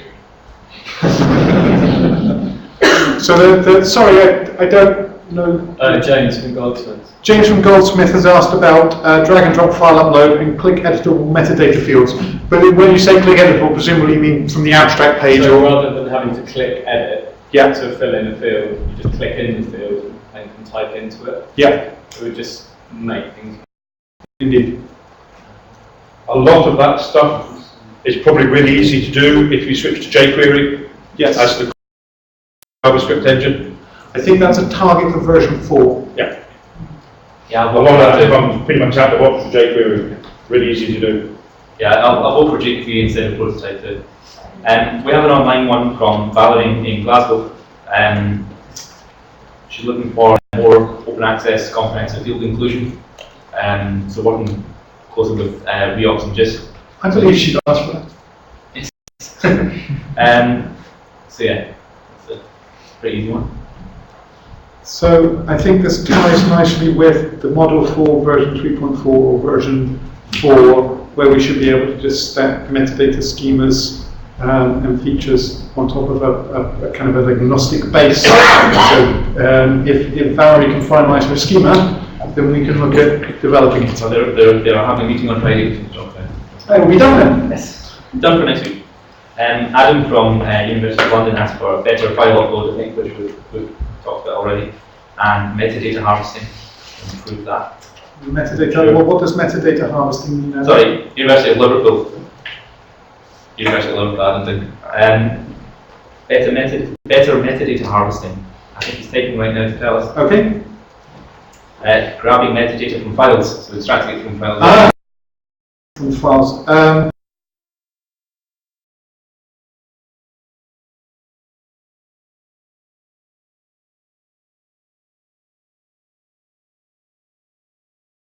When you talk about good extraction of metadata, you're really talking about some kind of import plugin. Are there industry standard files with rich metadata in that can be extracted from? I've not really been in this field for about 2.5 years, so I don't know what advances have been made. But automatic metadata extraction from full text documents has been kind of dreamed about for years, but nobody usually puts the metadata into the documents, and parsing for it is problematic. There is metadata in things like Word documents.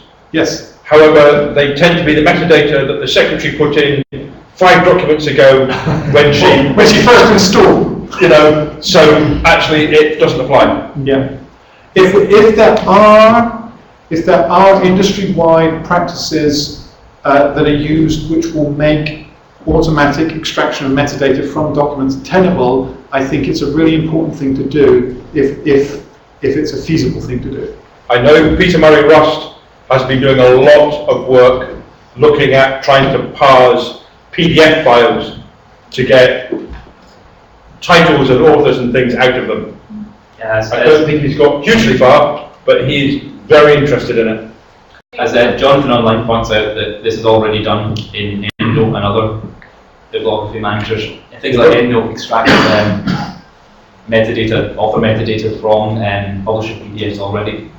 All right. So, if they can do it, things like EndNote mentally, if they can do it. We'd like to see funder data being extracted as well, I think, from acknowledgement sections. Share the code. If they can get it into EndNote, share the code. You go and tell EndNote that. Because if they can get it from a PDF into EndNote, then it could go from PDF into something else. Well, if the publishers are marking up their documents with good metadata, and we have the rights to extract that. EndNote isn't extracting metadata, it's finding a DOI on the first or second page of the PDF and then going to cross-ref and retrieving the metadata from cross-ref. So it's not metadata extraction, it's finding a DOI and going and looking stuff up. Yeah. But sure, I mean, there may be something we can do with something along those lines. Yeah. We can. It's a valid technique. Yeah. Have we exhausted the development wish list? Have we got any other comments, any other business? No?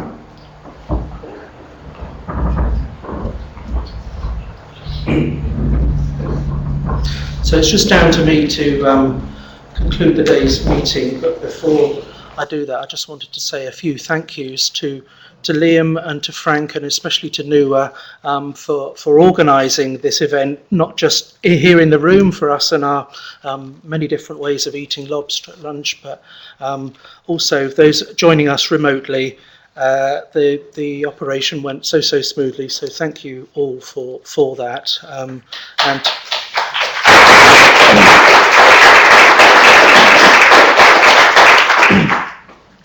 to my colleague David and to Tim and Rory from ULCC for putting the show on as well and putting together the agenda. To all of the speakers, all the way back from Valerie this morning, joining us virtually from Glasgow, all the way down to Adam talking about the future directions. I want to thank you all, but also for you as participants in the discussion groups and remotely.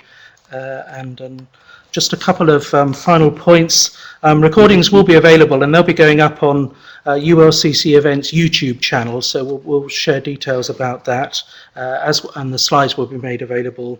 And apparently you will be getting an opportunity to give feedback electronically sometime soon. So if you've got some comments to give, good, bad or indifferent, then we'll be able to take those on board. And finally,